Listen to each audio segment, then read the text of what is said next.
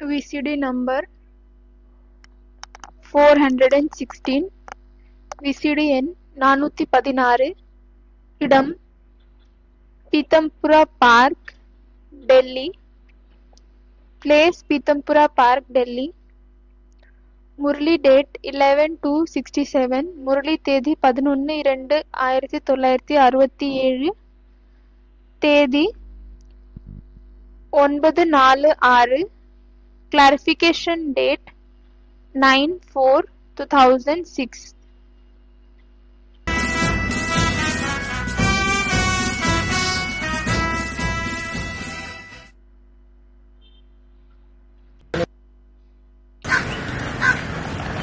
ओम।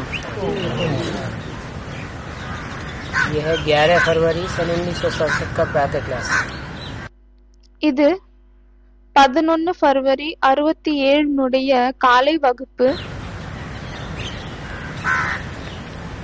बाप भी कह सकते हैं ब्रह्मा द्वारा தந்தையும் பிரம்மாவின் மூலமாக இதை சொல்லலாம், कि बच्चों को गुड मॉर्निंग। அதாவது குழந்தைகளுக்கு குட் மார்னிங்।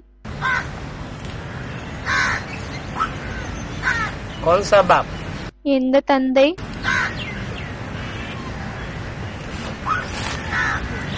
द्वारा की जरूरत क्यों? மூலமாக என்ற அந்த அவசியம் ஏன் இருக்கிறது? जरूर सुप्रीम सोल बाप கண்டிப்பாக சுப்ரீம் சொல் தந்தை को अपना शरीर नहीं है, அவருக்கு தன்னுடைய உடல் என்பது இல்லை। इसलिए बोला அதனால் தான் சொல்லியிருக்கிறார், जैसे तुम बच्चे எப்படி குழந்தைகளான நீங்கள் गुड मॉर्निंग कह सकते हो, காலை வணக்கம் என்று சொல்ல முடியுமோ, तुम्हारा तो अपना शरीर है, लेकिन सुप्रीम सोल बाप को अपना शरीर नहीं है। உங்களுக்கு உங்க உடல் இருக்கிறது, ஆனால் சுப்ரீம் சொல் தந்தைக்கு உடல் இல்லை। लेकिन वो भी कह सकते हैं ஆனால் அவரும் சொல்ல முடியும், ब्रह्मा के द्वारा பிரம்மாவின் மூலமாக गुड मॉर्निंग। Good morning. परंतु फिर बाप कहते हैं तो बच्चों को भी कहना पड़े। ஆனால் பிறகு தந்தைக்கு சொல்ல வேண்டியதாக இருக்கிறது, எனவே குழந்தைகளுக்கும் சொல்ல வேண்டியதாக இருக்கிறது, रिस्पॉन्ड देना पड़े। ரெஸ்பாண்ட் கொடுக்க வேண்டியதாக இருக்கிறது। यहाँ तो है ही बाप और बच्चों का कनेक्शन। இங்கு தந்தை பிறகு குழந்தைகளுடைய கனெக்ஷன் இருக்கிறது। कहाँ? எங்கு? सड़सठ की बात हो रही है। 67 விஷயம் ஓடிக்கொண்டிருக்கிறது। ब्रह्मा के तन में प्रवेश होकर के बोल रहे हैं, பிரம்மாவினுடைய உடலில் நுழைந்துவிட்டு சொல்கிறாரா? माना माउंट आबू की बात है, அப்படியானால் மவுண்ட் அபுவினுடைய விஷயம், जहाँ बाप बच्चों के सामने बैठे हैं, எங்கு தந்தை குழந்தைகளுக்கு முன்னால் அமர்ந்திருக்கிறார்। तो बोला எனவே சொல்கிறார், यहाँ बाप और बच्चों का कनेक्शन है, இங்கு குழந்தைகள் பிறகு தந்தையினுடைய கனெக்ஷன் இருக்கிறது। नए जो है जब तक पक्के हो जावे, புதியவர்கள் எப்பொழுது வரையும் பக்காவாகுகிறார்களோ वो कुछ न कुछ पूछते रहेंगे। அதுவரையும் அவர்கள் ஏதாவது ஒன்று கேட்டுக்கொண்டே இருப்பார்கள்। नयों की निशानी क्या बताई? புதுசா வரக்கூடியவர்களின் அடையாளம் என்ன சொல்லியிருக்கிறார்? नए हैं, इसका मतलब पक्के निश्चय बुद्धि नहीं है। புதியவர்களாக இருக்கிறார் என்றால் கண்டிப்பாக பக்காவான நிச்சய புத்தி என்பது இல்லை। नहीं है तो कुछ न कुछ प्रश्न चित्त बने रहेंगे। இல்லை, அதனால்தான் என்னவாகும், கொஞ்சம் கேள்வி கேட்கக்கூடியவர்களாக இருப்பார்கள்। प्रश्न चित्त बने रहेंगे तो उनकी प्रश्नों की लड़ी चलती रहेगी। எனவே கேள்வி கேட்கக்கூடிய மனமாக இருந்தால் பிறகு அவர்களுடைய கேள்வியின் வரிசை இருக்கும்। ये जो विद्वान आचार्य हैं, இந்த வித்வான் ஆச்சாரியர்கள் இருக்கிறார்களோ वो तो बहुत तीखे होते हैं, அவர்கள் மிகவும் கூர்மையாக இருக்கிறார்கள்। क्योंकि शास्त्र पढ़े हुए हैं। ஏனென்றால் சாஸ்திரத்தை படித்திருக்கிறார்கள்। बाप कहते हैं ये शास्त्र सभी है भक्ति मार्ग के। தந்தை சொல்கிறார் இந்த சாஸ்திரங்கள் அனைத்தும் பக்தி மார்க்கத்தினுடையதாகும். भक्ति मार्ग பக்தி मन மார்க்கம் अंधश्रद्धा का मार्ग। அப்படியானால் குருட்டு நம்பிக்கையினுடைய மார்க்கம் வழி. ज्ञान मार्ग के शास्त्र नहीं है। ஞான மார்க்கத்தினுடைய சாஸ்திரங்கள் இல்லை. क्यों? ஏன்? वो शास्त्र सभी भक्ति मार्ग के क्यों हैं? அந்த சாஸ்திரங்கள் அனைத்தும் பக்தி மார்க்கத்தினுடையதாக ஏன் இருக்கிறது?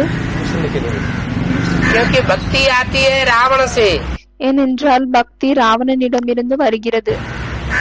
और रावण के 10 सिर होते हैं। பிறகு ராவணனுக்கு 10 தலை இருக்கிறது. 10 सिर 10 बातें बोलेंगे। 10 தலை 10 வழியை சொல்லும். इसलिए அதனால்தான் वो भक्ति मार्ग के शास्त्र அந்த பக்தி மார்க்கத்தினுடைய சாஸ்திரம் सब भटकाने वाले हैं। அனைத்தும் அலைய வைக்கக்கூடியதாகும். ज्ञान आता है एक राम बाप से। ஞானம் ஒரு ராமர் தந்தையிடம் இருந்துதான் வருகிறது.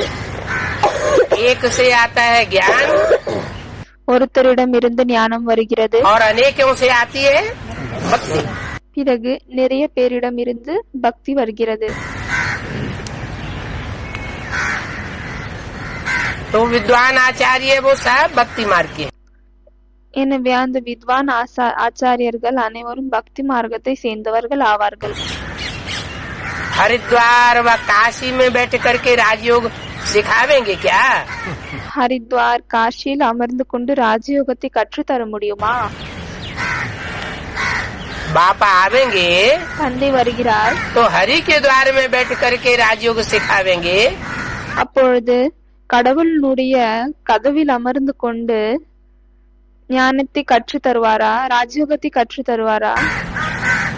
या काशी में बैठ करके सिखावेंगे? இல்லையானால் காஷியில் அமர்ந்து கொண்டு கற்று தருவாரா?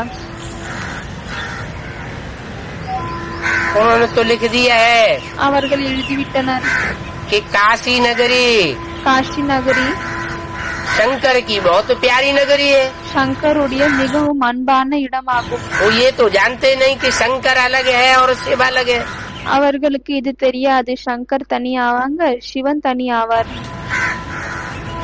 कहाँ शिव की सोल, இங்கு சிவனுடைய சோல், सुप्रीम सोल परमात्मा शिव, பரமாத்மா சிவன். और कहाँ देवता। பிறகு எங்கு தேவதை? शिव तो देवताओं को बनाने वाला है। சிவன் தேவதைகளை உருவாக்கக்கூடியவர் ஆவார். नर को नारायण जैसा बनाने वाला है। நரனை நாராயணன் போல் ஆக்கக்கூடியவர் ஆவார். तो वो तो हुआ रचयिता எனவே அவர் படைக்கக்கூடியவர் ஆகிறார். बाप தந்தை वो आकर के रचना रचता है। அவர் வந்து படைப்பை படைக்கிறார். तो शंकर की नगरी नहीं है, எனவே அது சங்கருடைய இடமில்லை, शिव काशी कही जाती है। சிவ காசி என்று சொல்லப்படுகிறது. किसकी काशी? யாருடைய காசி? शिव काशी। யாருடைய காஷி? சிவனுடைய காஷி. शिव माना कल्याणकारी, சிவன் என்றால் நன்மையை செய்யக்கூடியவர். काशी माना காஷி என்றால் काश्य की तेज पुंज वाली। காஷ்யனுடைய, அதாவது அவங்க கிட்ட காஷ்ய அப்படின்னா ஒளி, அந்த ஒளியினுடைய அந்த ஒளி அவங்க கிட்ட மிகவும் அதிகமாக இருக்கிறது. काश्य माना याद का तेज जहाँ भरा हुआ है। காஷ்ய என்றால் எங்கு நினைவினுடைய ஒளி என்பது நிறைந்திருக்கிறது. ऐसी काशी नगरी அப்படிப்பட்ட காஷி कहते हैं, वहाँ शिव भोला भंडारी रहते हैं। சொல்கிறார்கள் அங்கு சிவ போலா பண்டாரி இருக்கிறார். त्रिशूल के ऊपर बसी हुई है काशी। அந்த காஷி திரிசூலத்துக்கு மேல் அமைக்கப்பட்டிருக்கிறது. अब त्रिशूल क्या है? இப்பொழுது திரிசூலம் என்ன? शूल माने कांटा, சூல் அப்படின்னா முள்ளு, बाण। அம்பு. कौन से 3 बाण? எந்த 3 அம்பு? ब्रह्मा का बाण, பிரம்மாவினுடைய அம்பு, विष्णु का ज्ञान बाण விஷ்ணுவினுடைய ஞான அம்பு, और शंकर का ज्ञान बाण। பிறகு சங்கருடைய ஞான அம்பு. तीनों बाण जब इकट्ठे होते हैं மூணு அம்புகளும் எப்பொழுது ஒன்று சேர்கிறதோ तो कहा जाता है त्रिशूली नगरी। அப்பொழுதுதான் சொல்லப்படுகிறது திரிசூல நகரம். तो त्रिशूली नगरी में बैठ करके क्या ज्ञान सुनावेंगे? எனவே அந்த திரிசூல நகரத்தில் அமர்ந்து கொண்டு ஞானத்தை சொல்வாரா? नगरी कहा है நகரி என்று சொல்கிறார். तो कोई ईंट पत्थरों की नगरी नहीं होगी। அது கண்டிப்பாக கல்லு செங்கல்லால் உருவாக்கப்பட்ட நகரமாக இருக்காது. कहते हैं गंगा के किनारे काशी नगरी होती है। சொல்கிறார்கள் கங்கையோரமாக காஷி நகரி இருக்கிறது. जैसे यमुना के कंठे पर कृष्ण के चरित्र दिखाए हैं, எப்படி யமுனையினுடைய ஓரமாக கிருஷ்ணனுடைய சரித்திரத்தை காமித்திருக்கிறார்கள். कंठ माने किनारा, கண்ட் அப்படியானால் கரை. माना काशी नगरी जो है அப்படியானால் காஷி நகரி எதுவாக இருக்கிறதோ वो गंगा से बहुत नजदीकी है। அது கங்கையோடு மிகவும் நெருக்கத்தில் இருக்கிறது. अव्यक्तवाणी में गंगा के लिए क्या बोला? அவ்யக்தவாணியில் கங்காக்காக என்ன சொல்லியிருக்கிறார்? गंगा कहाँ से निकलती है? கங்கா எங்கிருந்து வெளியே வருகிறது? मुरली में बोला गौमुख से निकलती है। முரளியில் சொல்லியிருக்கிறாங்க கௌமுக்கிலிருந்து வருகிறது. फिर अव्यक्तवाणी में प्रश्न करके पूछ दिया, छोड़ दिया। பிறகு அவ்யக்தவாணியில் இந்த கேள்வியை கேட்டுட்டு விட்டு விட்டார். गंगा कहाँ से निकली? கங்கா எங்கிருந்து வந்தது? इलाहाबाद से निकली या कानपुर से निकली? அலகாபாத்ல இருந்து வந்ததா இல்லையானால் கான்பூரில் இருந்து வந்ததா? निकली। அப்ப அவங்க அலகாபாத்னு சொல்றாங்க. அதுக்கு பாபா கேக்குறாரு வந்ததா? वहाँ तो तीनों नदियाँ इलाहाबाद में जाके एक हो जाती है। இலாபாத்ல 3 நதிகளும் போய் கலந்து ஒன்று சேர்ந்து விடுகிறது. और गंगा बन जाती है तीनों ही मिलकर के। அந்த மூன்றுமே ஒன்று சேர்ந்து விட்டு கங்காவாகுகிறது. आगे चलती है तो वाराणसी में जाकर के பிறகு முன்னால் சென்று விட்டு வாரணாசியில் எப்பொழுது அது போகிறதோ गंगा तलवार का रूप धारण कर लेती है। அப்பொழுது கங்கை வாளுடைய ரூபத்தை தாரணை செய்கிறது. काय का रूप? எந்த ரூபம்? ज्ञान तलवार का रूप धारण कर लेती है। ஞானத்தின் வாளுடைய ரூபத்தை தாரணை செய்கிறது. कैसे कहते हैं उस तलवारी नगरी के किनारे पर சொல்கிறார்கள் அந்த வாள் நகரத்தின் கரையோரமாக काशी नगरी बसी। காஷி நகரி இருக்கிறது. तो कोई स्थूल नगरी की बात नहीं है। எனவே அது ஸ்தூலமான நகரத்தின் விஷயம் இல்லை. कोई कन्या माता है யாரோ ஒரு கன்னிகை மாதா இருக்கிறாங்க.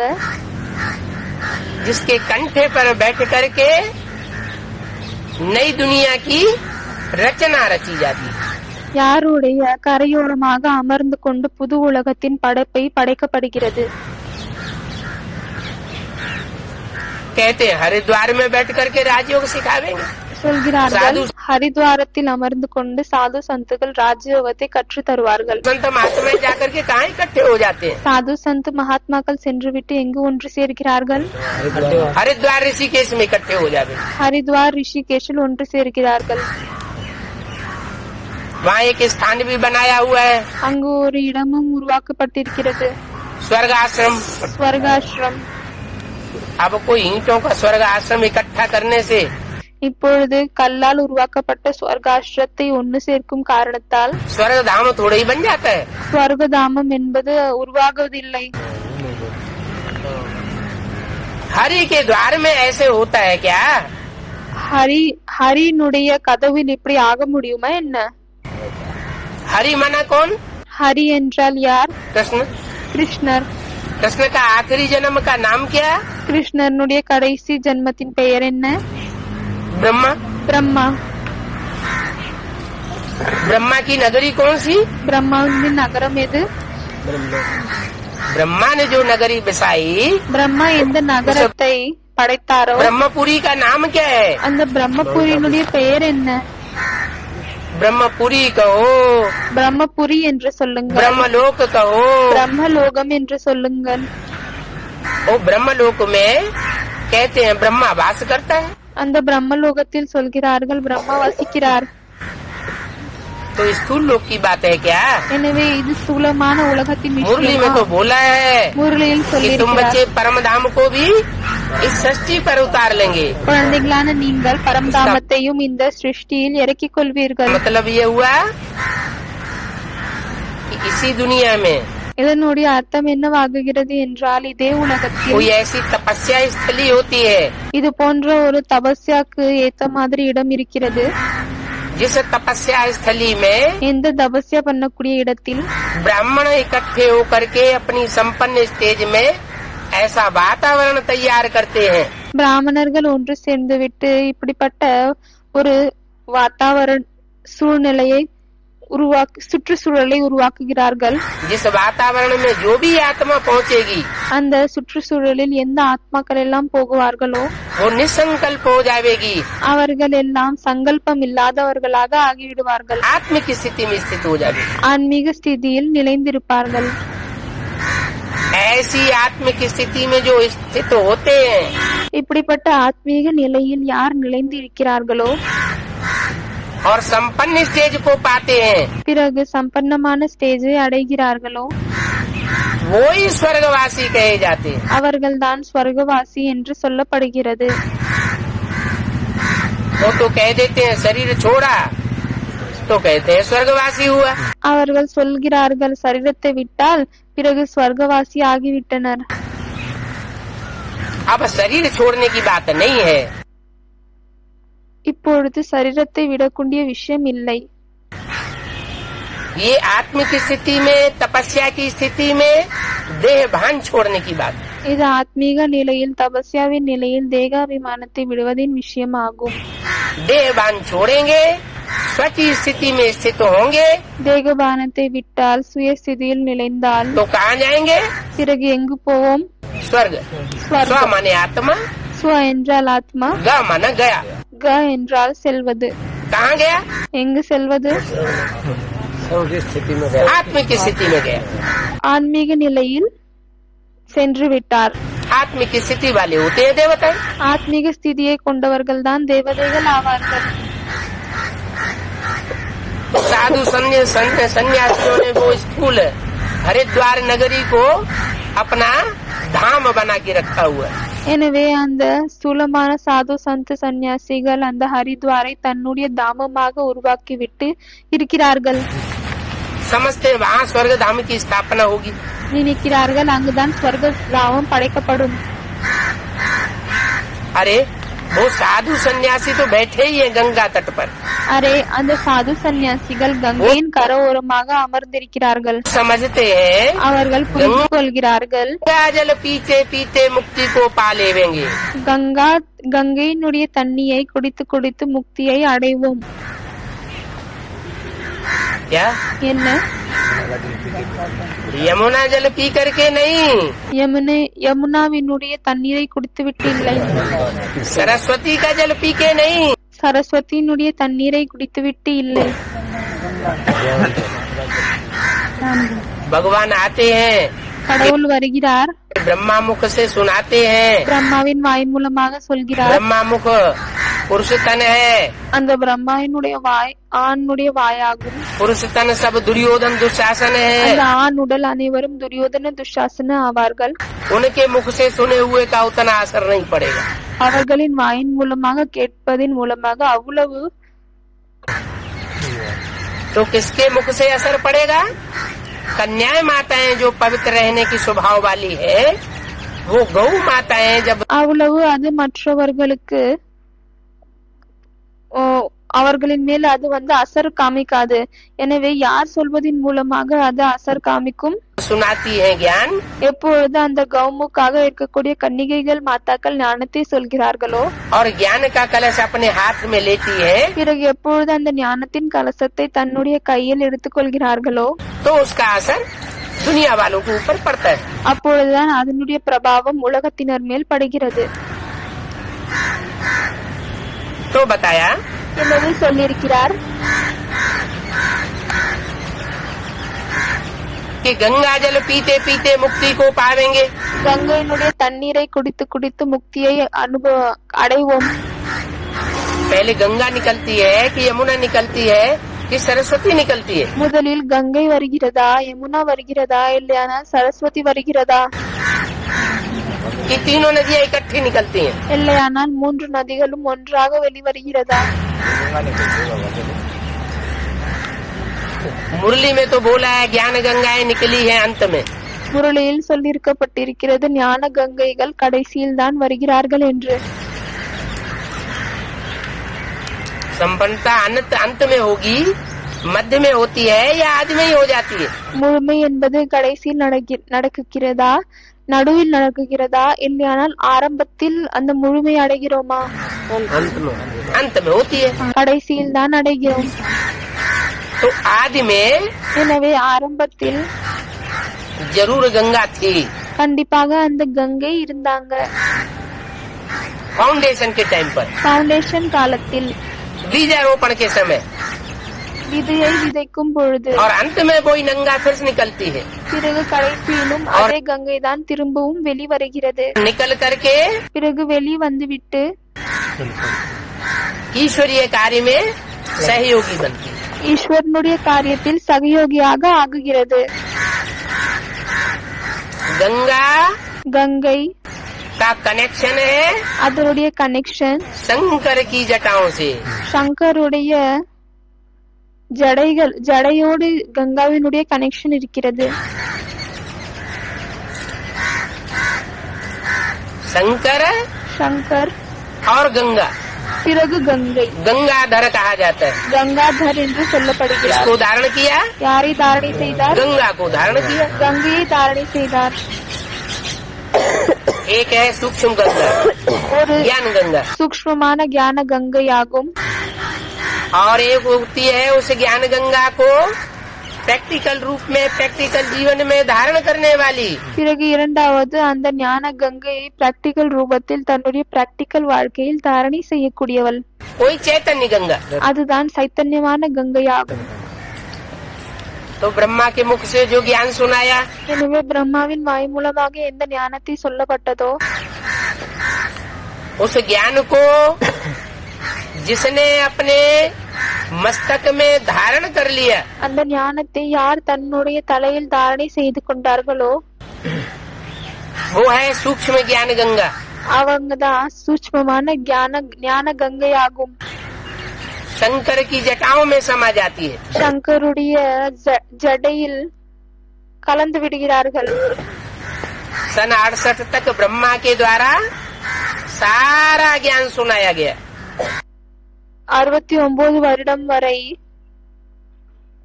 அந்த இயர் 1968 வரை பிரம்மாவின் மூலமாக அனைத்து ஞானத்தையும் சொல்லப்பட்டது.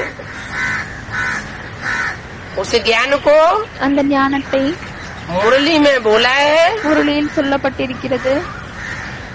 कि गीता ज्ञान अमृत अभी नहीं कहेंगे। இப்பொழுது கீதை ஞான அமிர்தம் என்று சொல்ல முடியாது. क्यों नहीं कहेंगे? ஏன் சொல்ல முடியாது? गीता ज्ञान तो कहेंगे, கீதை ஞானம் என்று சொல்ல முடியும். लेकिन गीता ज्ञान अमृत नहीं कहेंगे। ஆனால் கீதை ஞான அமிர்தம் என்று சொல்ல முடியாது. क्यों नहीं कहेंगे? ஏன் சொல்ல முடியாது? क्योंकि अमृत निकलता है तब, मक्खन निकलता है तब, ஏனென்றால் அமிர்தம் அப்பொழுதுதான் வரும், வெண்ணையும் அப்பொழுதுதான் வரும், जब उसे भिलोया जाता है, எப்பொழுது அதை கடையப்படுகிறது, मंथन किया जाता है। सागर मंथन की कथा शास्त्रों में बहुत प्रसिद्ध है। கடலை கடையக்கூடிய அந்த கதை சாஸ்திரங்களில் மிகவும் பிரசித்தமாகியதாகும். तो सागर मंथन की शुरुआत होती है எனவே கடலை கடைவதின் ஆரம்பம் ஆகுகிறது शंकर के मस्तिष्क से। சங்கர்னுடைய தலையின் மூலமாக. तो वो सारा ज्ञान जो माउंट आबू में सुनाया गया सन 51 से लेकर 68 तक, எனவே அந்த முழு ஞானமும் மவுண்ட் அபுவில் 51 68 வரைக்கும் என்ன சொல்லப்பட்டதோ वो शंकर की ज्ञान जटाओं में या मस्तक में समा जाता है। அது சங்கருடைய தலையில் இல்லையானால் ஞான ஜடைகளில் அது கலந்து விடுகிறது. लेकिन किसी की बुद्धि में ज्ञान समा जाए, ஆனால் யாருடைய புத்தியில் அந்த ஞானம் பதிவாகுகிறது, उससे दुनिया का कल्याण थोड़ा ही हो जाएगा। அதன் மூலமாக உலகத்தின் நன்மை என்பது ஏற்படுமா? दुनिया का कल्याण तो तब होगा உலகத்தின் நன்மை அப்பொழுதுதான் ஏற்படும் जब सारी दुनिया की समझ में आ जावे। எப்பொழுது முழு உலகத்தின் புத்தியில் வரும். एक की बुद्धि में बात बैठ जाए और सबकी बुद्धि में बैठे नहीं, ஒருத்தருடைய புத்தியில் விஷயம் அமர்கிறது, பிறகு அனைவரின் புத்தியில் அது அமரவில்லை, तो सर्व का सदगति दाता कैसे कहा जाएगा? எனவே அனைவரின் சத்கதியை கொடுக்கக்கூடிய வள்ளல் என்று எப்படி சொல்ல முடியும்? तो कहते हैं भागीरथ ने फिर से तपस्या की। எனவே சொல்கிறார்கள் பாகீரதன் திரும்பவும் தபஸ்யாவை செய்தார். वो ब्रह्मा की सोल அந்த பிரம்மாவினுடைய ஆத்மா शंकर के मस्तिष्क में ज्ञान चंद्रमा के रूप में प्रवेश करके फिर तपस्या करती है। சங்கருடைய தலையில் ஞான சந்திரனின் ரூபத்தில் நுழைந்துவிட்டு திரும்பவும் தபஸ்யாவை செய்கிறார். और दूसरी मूर्ति जो शंकर है, பிறகு இரண்டாவது மூர்த்தி யார் சங்கராக இருக்கிறாரோ उसका कार्यकाल जब पूरा होता है, அவருடைய நேரம் செய்யக்கூடிய காரியத்தை செய்யக்கூடிய நேரம் எப்பொழுது முழுமை அடைகிறதோ तो ज्ञान गंगा संसार में प्रत्यक्ष होती है। அப்பொழுது ஞானத்தின் கங்கை இந்த உலகத்தில் பிரத்யக்ஷமாகிறார். जो भी शंकर के चित्र हैं, எந்த சங்கரின் சித்திரங்கள் எல்லாம் காமிக்கப்படுகிறதோ उनमें जटाओं में कोई कन्या का रूप दिखाया जाता है। அப்பொழுது அவங்களுடைய அந்த ஜடையில் ஒரு கன்னிகையின் ரூபம் காமிக்கப்படுகிறது, कन्या का चेहरा दिखाया जाता है। கன்னிகையின் முகம் காமிக்கப்படுகிறது, उस चेहरे से ज्ञान की धार बहती हुई दिखाई जाती है। அந்த முகத்தின் மூலமாக ஞானத்தின் ஓடை ஓடும் பொழுது ஓடுவது போல் காமிக்கப்பட்டிருக்கிறது. तो चित्रकारों ने जो चित्र बनाए हैं, எனவே சித்திரத்தை உருவாக்கக்கூடியவர்கள் எந்த சித்திரத்தை உருவாக்கி இருக்கிறார்களோ वो सब अर्थ सहित बनाए। அது எல்லாம் மீனிங்ஃபுல்லாக தான் உருவாக்கப்பட்டிருக்கிறது. कोई जटाओं से गंगा नहीं निकलती है। இங்கு ஏதோ ஒரு ஜடையின் மூலமாக கங்கை என்பது வராது. जो बहुत प्यारा बच्चा होता है, யாரு மிகவும் அன்பான குழந்தையாக இருக்கிறாங்களோ तो माँ बाप कहते हैं ये बच्चा मेरे सर माथे पर। எனவே அம்மா அப்பா சொல்கிறார்கள் இந்த குழந்தை என்னுடைய தலையில். प्यारे बच्चे को सर पर चढ़ा के रखते हैं। அன்பான குழந்தைகளை தலைக்கு மேல் தூக்கி வைக்கிறார்கள். और प्यारा कौन होता है? பிறகு யார் அன்பாளியாக ஆகுகிறார்கள்? चाम प्यारा नहीं होता है, काम प्यारा होता है। வெறும் சொற்கள் அன்பாக ஆக்க முடியாது, செயல்கள் தான் அன்பாளியாக ஆக்கும். काम करो प्यारा। जो काम सरस्वती के द्वारा संपन्न नहीं हो पाता, இந்த வேலை சரஸ்வதியின் மூலமாக முழுமை அடையவில்லை. जो काम लक्ष्मी के द्वारा संपन्न नहीं हो पाता, இந்த வேலை லட்சுமியின் மூலமாக சம்பன்னம் அடையவில்லை. और जो काम பிறகு இந்த வேலை यमुना के द्वारा संपन्न नहीं हो पाता, யமுனாவின் மூலமாக முழுமை அடையவில்லை. वो काम उत्तर भारत में गंगा के द्वारा संपन्न हो जाता है। அந்த வேலை நார்த் இந்தியாவில் கங்கையின் மூலமாக முழுமை அடைகிறது.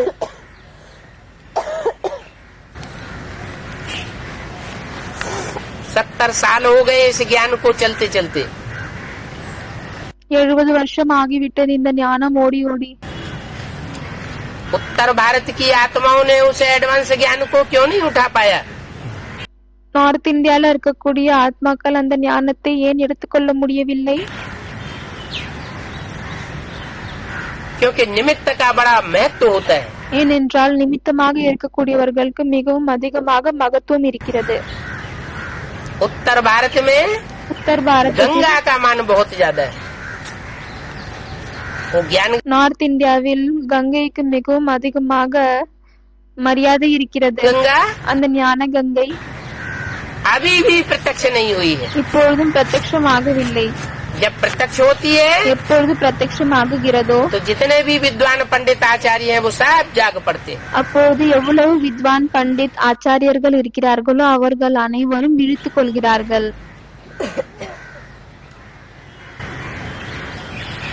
तो गंगा के किनारे जाकर के जल पीते रहते हैं, समझते हैं मुक्ति हो जाएगी। எனவே கங்கையின் கரையோரமாக சென்று விட்டு அந்த தண்ணீரை குடிக்கிறார்கள். அதன் மூலமாக புரிந்து கொள்கிறார்கள் எங்களுக்கு முக்தி என்பது கிடைக்கும். जल पीते पीते தண்ணியை अब जल की तो बात ही नहीं है। தண்ணியை குடிக்கும் பொழுது இப்படி ஆகும். எனவே இது தண்ணீரின் விஷயம் இல்லை, है ज्ञान जल की बात। இது ஞான தண்ணீரின் விஷயம் ஆகும். वहाँ गंगा जल के किनारे, स्थूल जल के किनारे कोई भगवान तो बैठे नहीं होते। அங்கு கங்கையின் கரையோரமாக ஸ்தூலமான தண்ணீரின் கரையோரமாக கடவுள் அமர மாட்டார், அமர்ந்து கொண்டில்லை. निराकार भगवान को तो रथ चाहिए। நிராகார் கடவுளுக்கு உடல் என்பது தேவை. भागीरथ भी दिखाते हैं।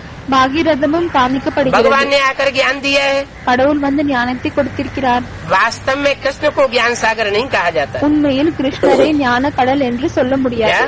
என்ன? ज्ञान का सागर कृष्ण नहीं है। ஞானத்தின் கடல் கிருஷ்ணர் இல்லை.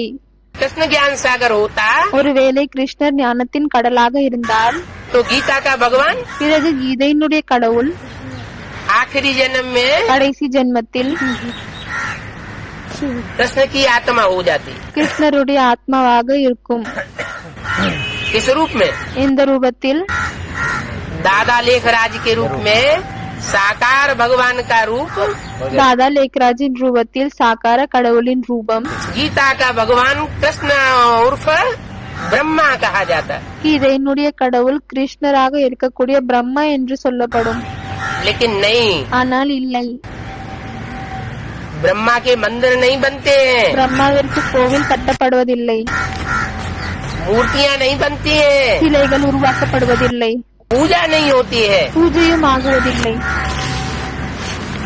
इससे साबित होता है இதன் மூலமாக நிரூபணம் ஆகுகிறது कि ब्रह्मा के तन में आकर के परमात्मा से गीता का भगवान नहीं बनता है। ஒரு பிரம்மனுடைய உடலில் வந்து பரமாத்மா சிவன் கீதையினுடைய கடவுளாக ஆகுவதில்லை. गीता का भगवान கீதையினுடைய கடவுள் वो उस तन के द्वारा आकर के बनता है அவர் அந்த உடல் மூலமாக தான் வந்து ஆகுகிறார். जिसमें कृष्ण की सोल भी अधूरे रूप में कार्य करती है, चंद्रमा के रूप में। யாருக்குள் கிருஷ்ணனுடைய ரூபமும் அறகுறையான சந்திரனின் ரூபத்தில் காரியத்தை செய்து கொண்டிருக்கிறது. अर्धचंद्र के रूप में அரசந்திரனின் ரூபத்தில். और शिव नेत्र भी प्रवेश करके कार्य करता है। பிறகு சிவநேத்திரமும் பிரவேசம் செய்துவிட்டு காரியத்தை செய்கிறார். वो गीता का भगवान कहा जाता है। அவரை தான் கீதையினுடைய கடவுள் என்று சொல்லப்படுகிறது.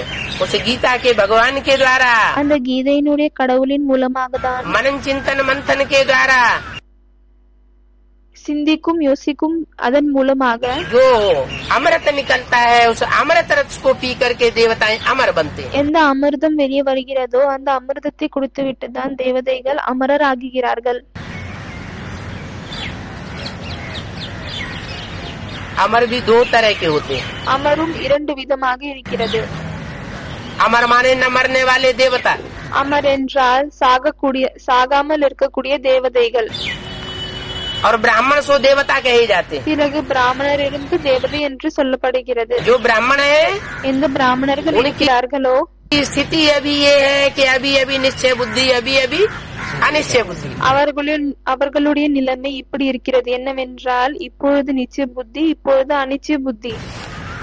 निश्चय बुद्धि माना जीवित, நிச்சயமான புத்தி என்றால் உயிரோடு இருப்பது, निश्चय बुद्धि माना मृत्यु को पाए हुए। அனிச்சய புத்தி என்றால் மரணத்தை அடைவது. तो ये जन्म मरण का चक्र अभी चलता रहता है। எனவே இப்போ இந்த பிறப்பிறப்பினுடைய சக்கரம் சுத்தி கொண்டே இருக்கிறது. अब से ज्यादा जन्म मरण के चक्र में कौन सी आत्मा आती है? மிகவும் அதிகமாக இந்த பிறப்பிறப்பினுடைய சக்கரத்தில் எந்த ஆத்மா வருகிறது? जो सृष्टि का पहला पत्ता है, யார் இந்த உலகத்தினுடைய முதல் விதையாக இருக்கிறாரோ वो ही जन्म मरण के चक्र में आता है। 32-32 साल हो गए एडवांस नॉलेज चलते हुए। அவர்தான் அந்த பிறப்பு இறப்பினுடைய சக்கரத்தில் அதிகமாக வருகிறார். 32 வருடங்கள் கடந்து விட்டது. இந்த அட்வான்ஸ் நாலேஜ் நடந்து கொண்டிருக்கிறது. और ब्रह्मा की सोल பிறகு பிரம்மாவினுடைய ஆத்மா तक में प्रवेश करके एडवांस ज्ञान धारण करती है, தலையில் நுழைந்து விட்டு இந்த அட்வான்ஸ் நாலேஜையும் தாரணை செய்கிறார், देती है, எடுத்துக்கொள்கிறார். फिर गुलजार दादी में प्रवेश कर जाती பிறகு குல்ஜார் தாதிக்குள் போய் நுழைகிறார். है। नष्टो मोहा स्मृति लब्धा ये स्टेज प्राप्त नहीं हो पाती।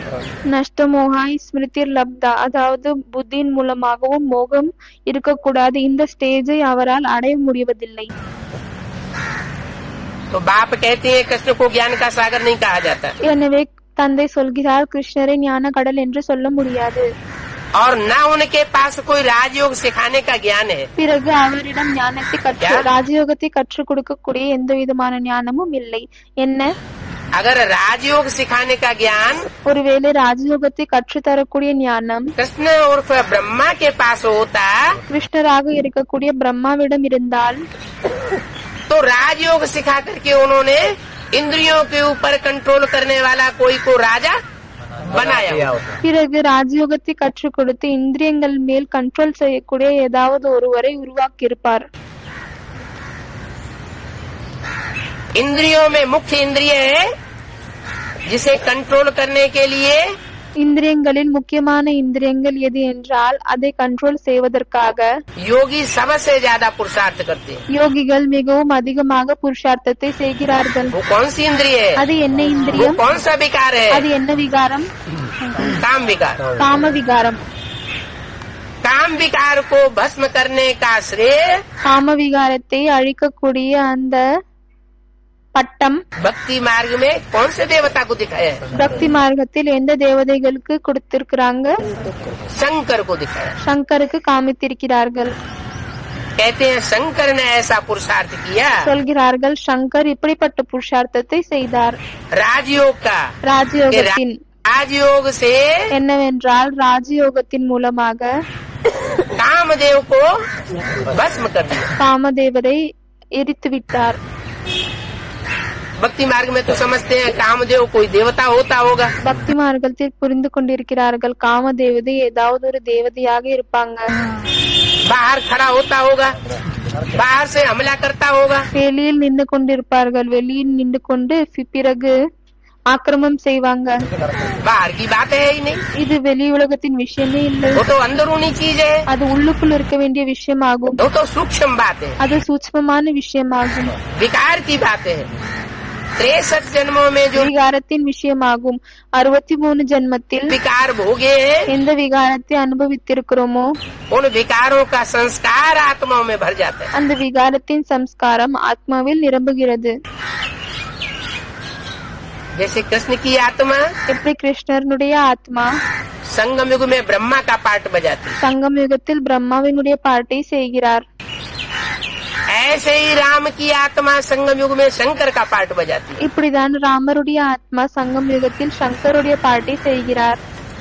उसका नाम ब्रह्मा पड़ता है। அவருடைய பேர் பிரம்மா என்று விழுகிறது. बड़ी माँ, ब्रह्म माने बड़ी, பெரிய அம்மா. பிரம் என்றால் பெரிய, माँ माने माँ, மா என்றால் அம்மா. सहनशीलता की हद कर देती है। அவர் சகிப்பு தன்மையினுடைய எல்லையை தாண்டுகிறார். बच्चों की प्रताड़ना को सारे जीवन सहन करती है। குழந்தைகளின் கெட்ட காரியங்களை அவர் முழு வாழ்க்கையிலும் சகித்து கொண்டே இருந்தார். सहन करते करते சகித்து கொண்டு बच्चे हार्ट फेल कर देते हैं। குழந்தைகள் அவருக்கு ஹார்ட் ஃபெயில் பண்ண வைக்கிறாங்க. लेकिन अपनी हिम्मत को नहीं त्यागती। ஆனாலும் அவர் தன்னுடைய தைரியத்தை விடுவதில்லை.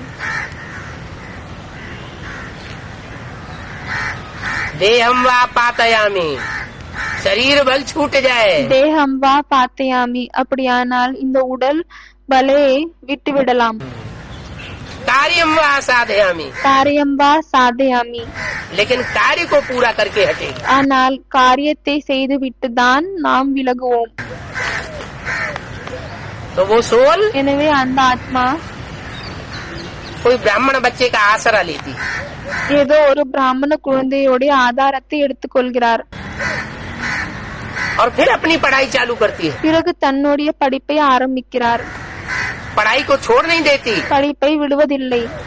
इसलिए बाबा कहते हैं, वो भक्त लोग कहते हैं कृष्ण तो भगवान है. அதனால்தான் பாபா சொல்கிறார், அந்த பக்தர்கள் சொல்கிறார்கள் என்னவென்றால் கிருஷ்ணர் என்னவோ பகவான். और तुम बच्चे कहते हो अरे कृष्ण की आत्मा तो वही पढ़ाई पढ़ती है. ஆனால் குழந்தைகளான நீங்கள் சொல்கிறீர்கள் கிருஷ்ணனுடைய ஆத்மா இப்பொழுது படிப்பை படித்துக் கொண்டிருக்கிறது. वो भगवान नहीं है. அது கடவுள் இல்லை. बड़े भक्तों को गुस्सा आवेगा. பல பக்தர்களுக்கு கோபம் வரும். लेकिन तुम बताओ ஆனால் நீங்க சொல்லுங்கள், कि कृष्ण की सोल கிருஷ்ணருடைய ஆத்மா अभी पढ़ाई पढ़ने वाली है. இப்பொழுது படிக்கக்கூடியதாகும். तो बीके में जो भी अधूरे ब्राह्मण भगत है, பிகேவில் எந்த அதாவது அரகுர பிராமணர்கள் பகத் இருக்கிறார்களோ, பக்தியை செய்யக்கூடியவர்கள், उनकी बुद्धि में बैठेगा नहीं. वो அவர்களுடைய புத்தியில் இது அமராது. नाराज होने लगेंगे. அவர்கள் கோச்சிப்பாங்க. तुम ब्रह्मा को भगवान नहीं मानते. நீங்க என்ன பிரம்மாவை கடவுளாக ஏற்றுக்கொள்வதில்லையா? वो पढ़ाई पढ़ रहा है. அவர் என்ன படிக்கிறாரா? वो नहीं मानेंगे. அவர்கள் இதை ஏற்றுக்கொள்ள மாட்டார்கள். एकदम साथे करेंगे तो फिर आप तो मानते हैं. हटे की क्या बात है? कृष्ण गीता का भगवान होता है क्या? கிருஷ்ணர் கீதையுடைய பகவானாக இருக்கிறாரா? मुरली में तो बोला है कृष्ण गीता का भगवान नहीं होता. முரளியில் சொல்லியிருக்கிறார் கிருஷ்ணர் கீதையோட கடவுளாக ஆகுவதில்லை. गीता का भगवान तो मैं हूँ. கீதையினுடைய கடவுள் நான் ஆகுகிறேன். तो गीता का भगवान है. எனவே கீதையினுடைய கடவுளாக இருக்கிறார். गीता पति कहा जाता है. கீதையினுடைய பதி என்று கணவன் என்று சொல்லப்படுகிறதா? तो पति का कोई रूप होगा எனவே அந்த கணவனுடைய ஏதாவது ஒரு ரூபம் இருக்குமா? या निराकार बिंदु होगा? இல்லையானால் உருவம் இல்லாத புள்ளியாக இருக்குமா? बिंदु बिंदु आत्माओं का तो वो सिर्फ बाप है. புள்ளி புள்ளி ஆத்மாக்களுக்கு அவர் வெறும் தந்தை ஆவார். दूसरा कोई संबंध नहीं बनता. வேற எந்த சம்பந்தமும் இல்லை. वो बिंदु बिंदु आत्माओं का बाप அந்த புள்ளி புள்ளி ஆத்மாக்களின் தந்தை जब शरीर में प्रवेश करता है எப்பொழுது உடலில் நுழைகிறாரோ तब दूसरे संबंध बनते हैं. அப்பொழுதுதான் மற்ற சம்பந்தங்கள் ஏற்படுகிறது. उन संबंधों में एक मुख्य संबंध पति का भी है. அந்த சம்பந்தங்களில் ஒரு முக்கியமான சம்பந்தம் கணவனுடையதாக ஆகும். तो ब्रह्मा का तन तो छूट गया. எனவே பிரம்மாவினுடைய உடல் விட்டு போகிவிட்டது. उस तन के द्वारा तो गीतापति भगवान बन नहीं सका. அந்த உடல் மூலமாக அவர் கீதையினுடைய பதி கணவனாக ஆக முடியவில்லை. अगर उस तन के द्वारा गीतापति भगवान बना होता ஒருவேளை அந்த உடல் மூலமாக கீதையினுடைய கணவனாக இருந்தால் तो क्या होता? எனவே என்ன ஆகும்? सारी दुनिया उस गीता को मानने लग पड़ती. முழு உலகமும் அந்த கீதையை ஏற்றுக்கொள்ள வேண்டியதாக இருக்கும். लेकिन अभी तक भी ऐसा नहीं हुआ. ஆனா இப்பொழுது வரையும் இப்படி நடக்கவில்லை. क्यों नहीं हुआ? ஏன் நடக்கவில்லை? क्योंकि जिस सृष्टि के पहले पत्ते को पढ़ाने के लिए परमात्मा बाप ஏனென்றால் எந்த உலகத்தினுடைய முதல் இலையை படிப்பிக்கிறதுக்காக கடவுள் தந்தை இந்த உலகத்தில் में सदगुरु के रूप में सृष्टि पर प्रकट होता है. சத்குருவின் ரூபத்தில் வெளி தோன்றுகிறாரோ वो कृष्ण बच्चा आत्मा की बुद्धि में ये बात अभी तक नहीं बैठी அந்த கிருஷ்ணர் குழந்தை ஆத்மாவினுடைய புத்தியில் இப்பொழுது வரையும் இந்த விஷயம் அமரவில்லை. कि गीता का भगवान என்னவென்றால் கீதையினுடைய கடவுள் कौन है. யாரு? जब उस आत्मा की बुद्धि में ये बात बैठ जाएगी எப்பொழுது அந்த ஆத்மாவினுடைய புத்தியில் இந்த விஷயம் அமருகிறதோ कि गीता का भगवान शिव शंकर भोलेनाथ है, என்னவென்றால் கீதையினுடைய கடவுள் சிவசங்கர் போலேநாத் ஆவார். निराकारी स्टेज वाला शिव है, நிராகார ஸ்டேஜில் இருக்கக்கூடிய சிவன் ஆவார். तो सारी दुनिया का कल्याण हो जाएगा. அப்பொழுது முழு உலகத்தின் நன்மை என்பது ஏற்படுகிறது. उस एक आत्मा के ऊपर सबका उद्धार रुका हुआ है. அந்த ஒரு ஆத்மாவிற்கு மேல்தான் அனைவரின் நன்மை என்பது நிறுத்தப்பட்டிருக்கிறது. एक के पतित बनने से सब पतित हो जाते हैं ஒருத்தர் பதித்தமாகுவதின் காரணத்தால் அனைவரும் பதித்தமாகுகிறார்கள். और एक के पावन बनने से सब पावन हो जाते हैं. ஒருத்தரின் தூய்மையாகும் காரணத்தால் அனைவரும் தூய்மையாகுகிறார்கள். तो कृष्ण के पास न कोई राजयोग सिखाने का ज्ञान है, எனவே கிருஷ்ணரிடம் ராஜயோகத்தை கற்றுத்தரக்கூடிய ஞானம் என்பது இல்லை. ये तो पढ़ाई है இது என்னவோ படிப்பாகும். और ऊंचे से ऊंचे पढ़ाई है. பிறகு உயர்ந்ததிலும் உயர்ந்த படிப்பாகும். पढ़ाई पढ़ाने वाला टीचर भी ऊंचे से ऊंचे. படிப்பை படிப்பிக்க கூடிய டீச்சரும் உயர்ந்ததிலும் உயர்ந்தவர் ஆவார். ब्रह्मा बाबा को साक्षात्कार हुए, பிரம்மா பாபாவிற்கு சாட்சாத்காரங்கள் ஏற்பட்டது. उनके साक्षात्कारों का अर्थ किसने बनाया बताया? அவரின் சாட்சாத்காரங்களின் காட்சிகளின் அர்த்தத்தை யார் சொன்னார்? उनको खुद तो समझ में नहीं आया. அவருக்கு சுயம் அது புரியவில்லை. अगर वही सबसे ऊंचा साकार रूप होता, ஒருவேளை அவர்தான் உயர்ந்த சாக்கார ரூபமாக இருந்தால் गुरु का, குருவின், तो फिर उनकी समझ में आना चाहिए. பிறகு அவருடைய அறிவில் அது வர வேண்டும். लेकिन वो तो भटकते रहे. गुरुओं से पूछा, वाराणसी विद्वान आचार्यों से पूछा, ஆனால் அவர் சுற்றி கொண்டே இருந்தார். குருக்களிடம் கேட்டார், வாரணாசியில் குருக்கள் வித்வான்களிடம் கேட்டார். कोई ने नहीं बताया. तो आखिरी उनकी बुद्धि अपने जीवन के अनुभव के आधार पर, யாராலையும் சொல்ல முடியவில்லை. அப்பொழுது அவருடைய புத்தி கடைசியில் தன்னுடைய வாழ்க்கையின் அனுபவத்தின் ஆதாரம் படி जिस व्यक्ति को उन्होंने सबसे जास्ती होशियार समझा, எந்த மனிதனை அவர் மிகவும் கூர்மையானவர் என்று புரிந்து கொண்டாரோ उस व्यक्ति के पास पहुंचे. அவரிடம் சென்றார். वो था उनका भागीदार. அவர்தான் அவருடைய பாகிதாராக இருந்தார். और वहाँ जाते जाते उनके सारे प्रश्नों का समाधान साक्षात्कार के संबंध में मिल गया. பிறகு அங்கு சென்று விட்டு அவரின் அனைத்து கேள்விகளின் காட்சிகளின் கேள்வியின் பதில் கிடைத்து விட்டது. तो उससे साबित क्या हुआ? எனவே அதன் மூலமாக என்ன நிரூபணமாகுகிறது? यही बात साबित हुई இதுதான் நிரூபணமாகுகிறது. कि ब्रह्मा से भी ऊंची कोई हस्ती यज्ञ के याद में थी. என்னவென்றால் பிரம்மாவை விட உயர்ந்த ஒரு மனிதன் இந்த யக்னத்தில் ஆரம்பத்தில் இருந்தார். जिनके लिए बोला मुरली में, யாருக்காக முரளியில் சொல்லப்பட்டிருக்கிறது? ऐसे ऐसे बच्चे थे जो मम्मा बाबा को डायरेक्शन देते थे, ड्रिल कराते थे. இப்படிப்பட்ட குழந்தைகளும் இருந்தார்கள். யாரு பிரம்மா பாபாவிற்கு டைரக்ஷன் கொடுத்தாங்க, ட்ரில் கடுத்து கொடுத்தாங்க, टीचर बन करके बैठते थे. டீச்சர் ஆகி அமர்ந்தார்கள். हम समझते थे ये तो बहुत अच्छा नंबर माला में आ गए. நாங்க புரிந்து கொண்டோம், இவர்கள் மிகவும் நல்ல மணிமாலையில் வருவார்கள்.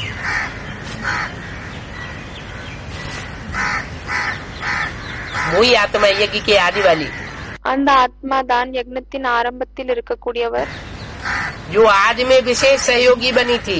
யார் ஆரம்பத்தில் விசேஷமாக சயோகியாக ஆகினாரோ वही अंत में ब्रह्मा का शरीर छोड़ने के बाद फिर यज्ञ में आती है. அவர் தான் கடைசியில் பிரம்ம சரீரத்தை விட்ட பிறகு திரும்பவும் வருகிறார்.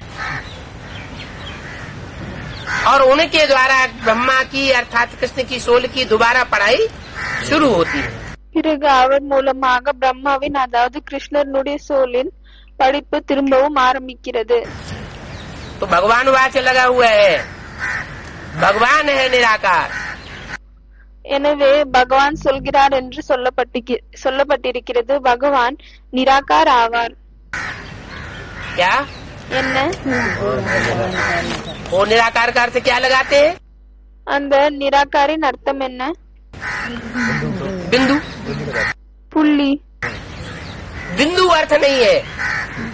புள்ளி அர்த்தம் இல்லை. निराकार का अर्थ है निराकारी स्टेज में रहने वाला. நிராகாரனுடைய அர்த்தம் என்னவென்றால் நிராகாரி ஸ்டேஜில் இருக்கக்கூடியவர். ऐसे नहीं कि भगवान साकार बनता ही नहीं. கடவுள் சாக்காராக ஆகுவதே இல்லை என்று. साकार बनता है, मनुष्य तन का आधार लेता है. சாக்காரமாக ஆகுகிறார், மனித உடலின் ஆதாரத்தை எடுத்துக்கொள்கிறார். लेकिन ब्रह्मा के द्वारा वो साकार ही रहता है. ஆனால் பிரம்மாவின் மூலமாக அவர் சாக்காரமாக தான் இருக்கிறார். क्योंकि माता होती है साकार ஏனென்றால் மாதா என்பது ஒரு உடலில் இருக்கிறாங்க. और बाप होता है बीज. बीज माना निराकार. பிறகு தந்தை விதை ஆவார். விதை என்றால் நிராகார், सूक्ष्म. சூட்ச்மம். ये बाबा अच्छी रीति पक्का कराते हैं. இந்த பாபா இதை நல்ல விதமாக பக்கவாக்குகிறார். किसी को भी समझाने के लिए, யாருக்கு வேணாலும் புரிய வைக்கலாம். क्योंकि उस तरफ माया का जोर बहुत है. ஏனென்றால் அந்த பக்கம் மாயையினுடைய அசைவு அதிகமாக இருக்கிறது. क्या? என்ன? इस तरफ, எந்த பக்கம்? उस तरफ, அந்த பக்கம். और इस तरफ राम का जोर बहुत है. பிறகு இந்த பக்கம் ராமனுடைய வேகம் அதிகமாக இருக்கிறது. उनको तो अपने फॉलोअर्स बहुत चाहिए. அவர்களுக்கு அவருடைய ஃபாலோவர்ஸ் அதிகமாக வேண்டும். उनको क्या चाहिए? அவர்களுக்கு என்ன வேண்டும்? बड़े बड़े प्रोग्राम करते हैं, मेगा प्रोग्राम. பெரிய பெரிய ப்ரோக்ராம் வைக்கிறார்கள், மெகா ப்ரோக்ராம். वो किस लिए करते हैं? அது எதற்காக வைக்கிறார்கள்? कि ढेर सारी पब्लिक इकट्ठी हो जाए. அதன் மூலமாக நிறைய பப்ளிக் வந்து ஒன்று சேரணும் என்று. बाप कहते हैं मैं ढेर इकट्ठा नहीं करता हूँ. தந்தை சொல்கிறார், நான் நிறைய பேரை ஒன்று சேர்ப்பதில்லை.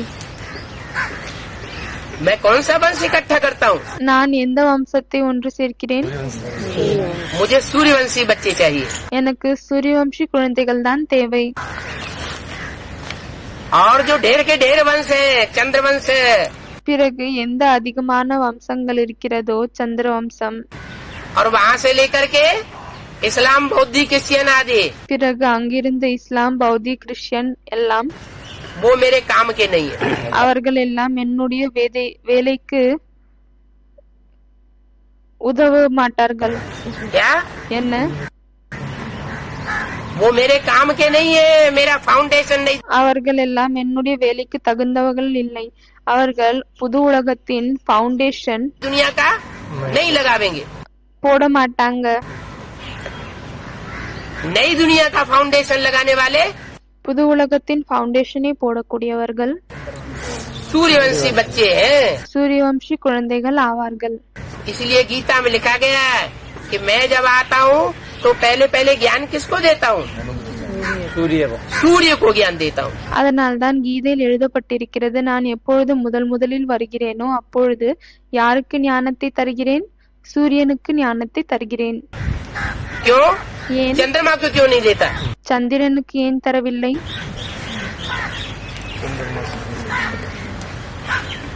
जो ज्ञान है, पहचान है, எந்த ஞானம் இருக்கிறதோ, அறிமுகம் இருக்கிறதோ, असली भगवान की, உண்மையான கடவுளின், वो चंद्रमा की बुद्धि में क्यों नहीं बैठती?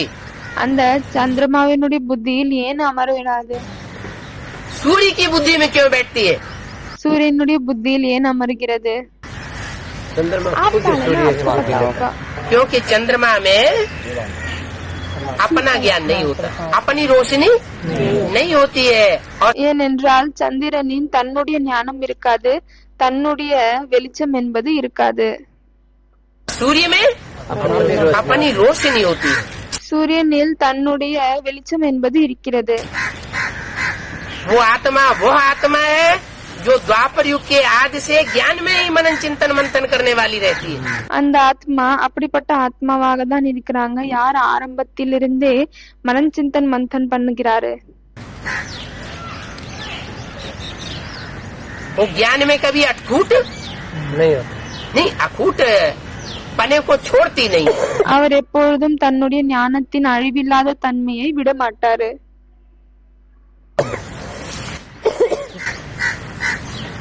इसलिए बोला, அதனால்தான் சொல்லியிருக்கிறார், कि सत्य कभी नष्ट नहीं होता சத்தியம் எப்பொழுதும் அழியாது, और झूठ को पांव नहीं होते हैं. பிறகு பொய்யிருக்கு கால் இருக்காது. झूठ कितना भी पावरफुल हो, பொய் எவ்வளவு फिर भी एक टाइम பவர்ஃபுல்லாக இருந்தாலும் சரி, ஆனாலும் ஒரு நேரம் இது மாதிரி வரும். ऐसा आता है, झूठ भाग खड़ा होता है. பொய் வந்து ஓடிவிடும். और सच्चा स्थिरियम रहता है. பிறகு உண்மை நிலைந்திருக்கிறது. तो उस तरफ माया का जोर बहुत है, उनको तो अपने फॉलोअर्स बहुत चाहिए. எனவே அந்த பக்கம் மாயையினுடைய அழுத்தம் அதிகமாக இருக்கிறது. அவர்களுக்கு தன்னுடைய ஃபாலோவர்ஸ் அதிகமாக தேவை. यहाँ तो वो बात नहीं है। இங்கு அந்த விஷயம் இல்லை. यहाँ तो बाप कहते हैं त्रिमूर्ति में भी उन भक्ति मार्ग वालों ने तो दिखाए हैं 3 शेर। இங்கு தந்தை சொல்கிறார், அந்த திருமூர்த்தியிலும் பக்தி மார்க்கத்தில் இருக்கக்கூடியவர்கள் 3 சிங்கத்தை காமித்திருக்கிறார்கள். लेकिन बाप कहते हैं वो 3 शेर नहीं है। ஆனால் தந்தை சொல்கிறார், அவர்கள் 3 பேரும் சிங்கங்கள் இல்லை. क्या है? யாரு?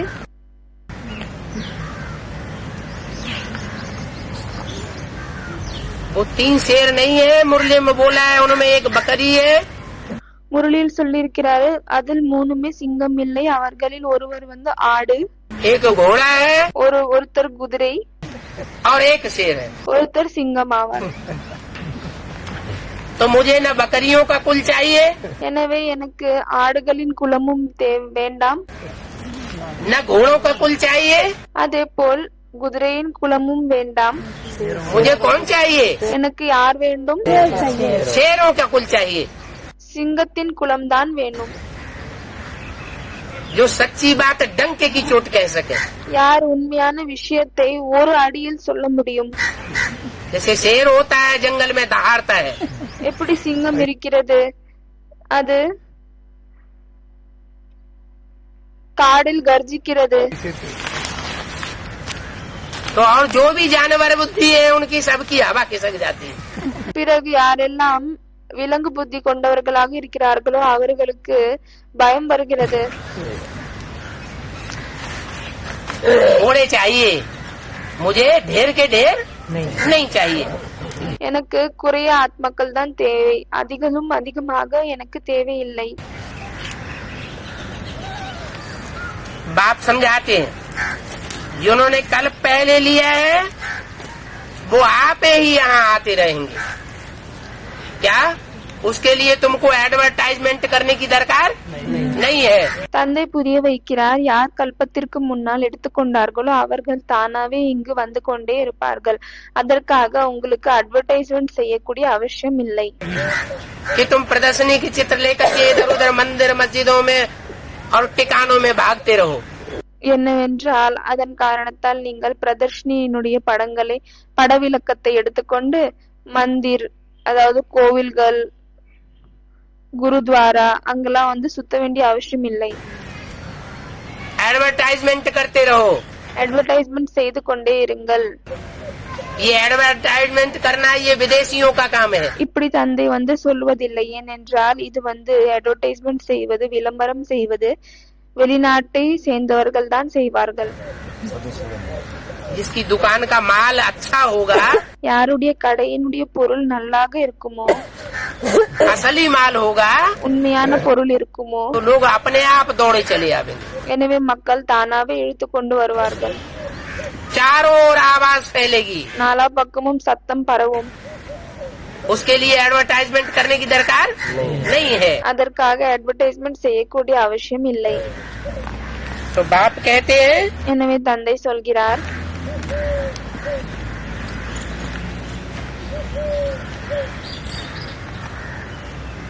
जिन्होंने कल पहले लिया होगा वो आप ही आवेंगे। யார் கல்பத்திற்கு முன்னால் எடுத்துக் கொள்வார்களோ அவர்கள் தானாவே வருவார்கள். उनको निमंत्रण देने की भी दरकार नहीं है। அவருக்கு அழைப்பிதழ் கொடுக்க வேண்டிய அவசியமும் இல்லை. उनको बुलाने की भी दरकार नहीं है। அவரை கூப்பிட வேண்டிய அவசியமும் இல்லை. भांति भांति के प्रोग्राम करके उनको आकर्षित करने की दरकार नहीं है। விதவிதமான புரோகிராமை வைத்து அவர்களை ஈர்க்கக்கூடிய அவசியமும் இல்லை. ऐसे नहीं, இப்படி இல்லை.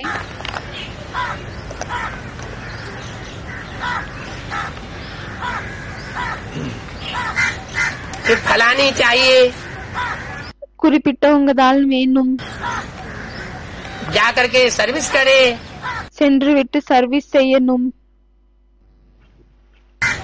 कि फलानी चाहिए, குறிப்பிட்டவர்கள் தான் தேவை,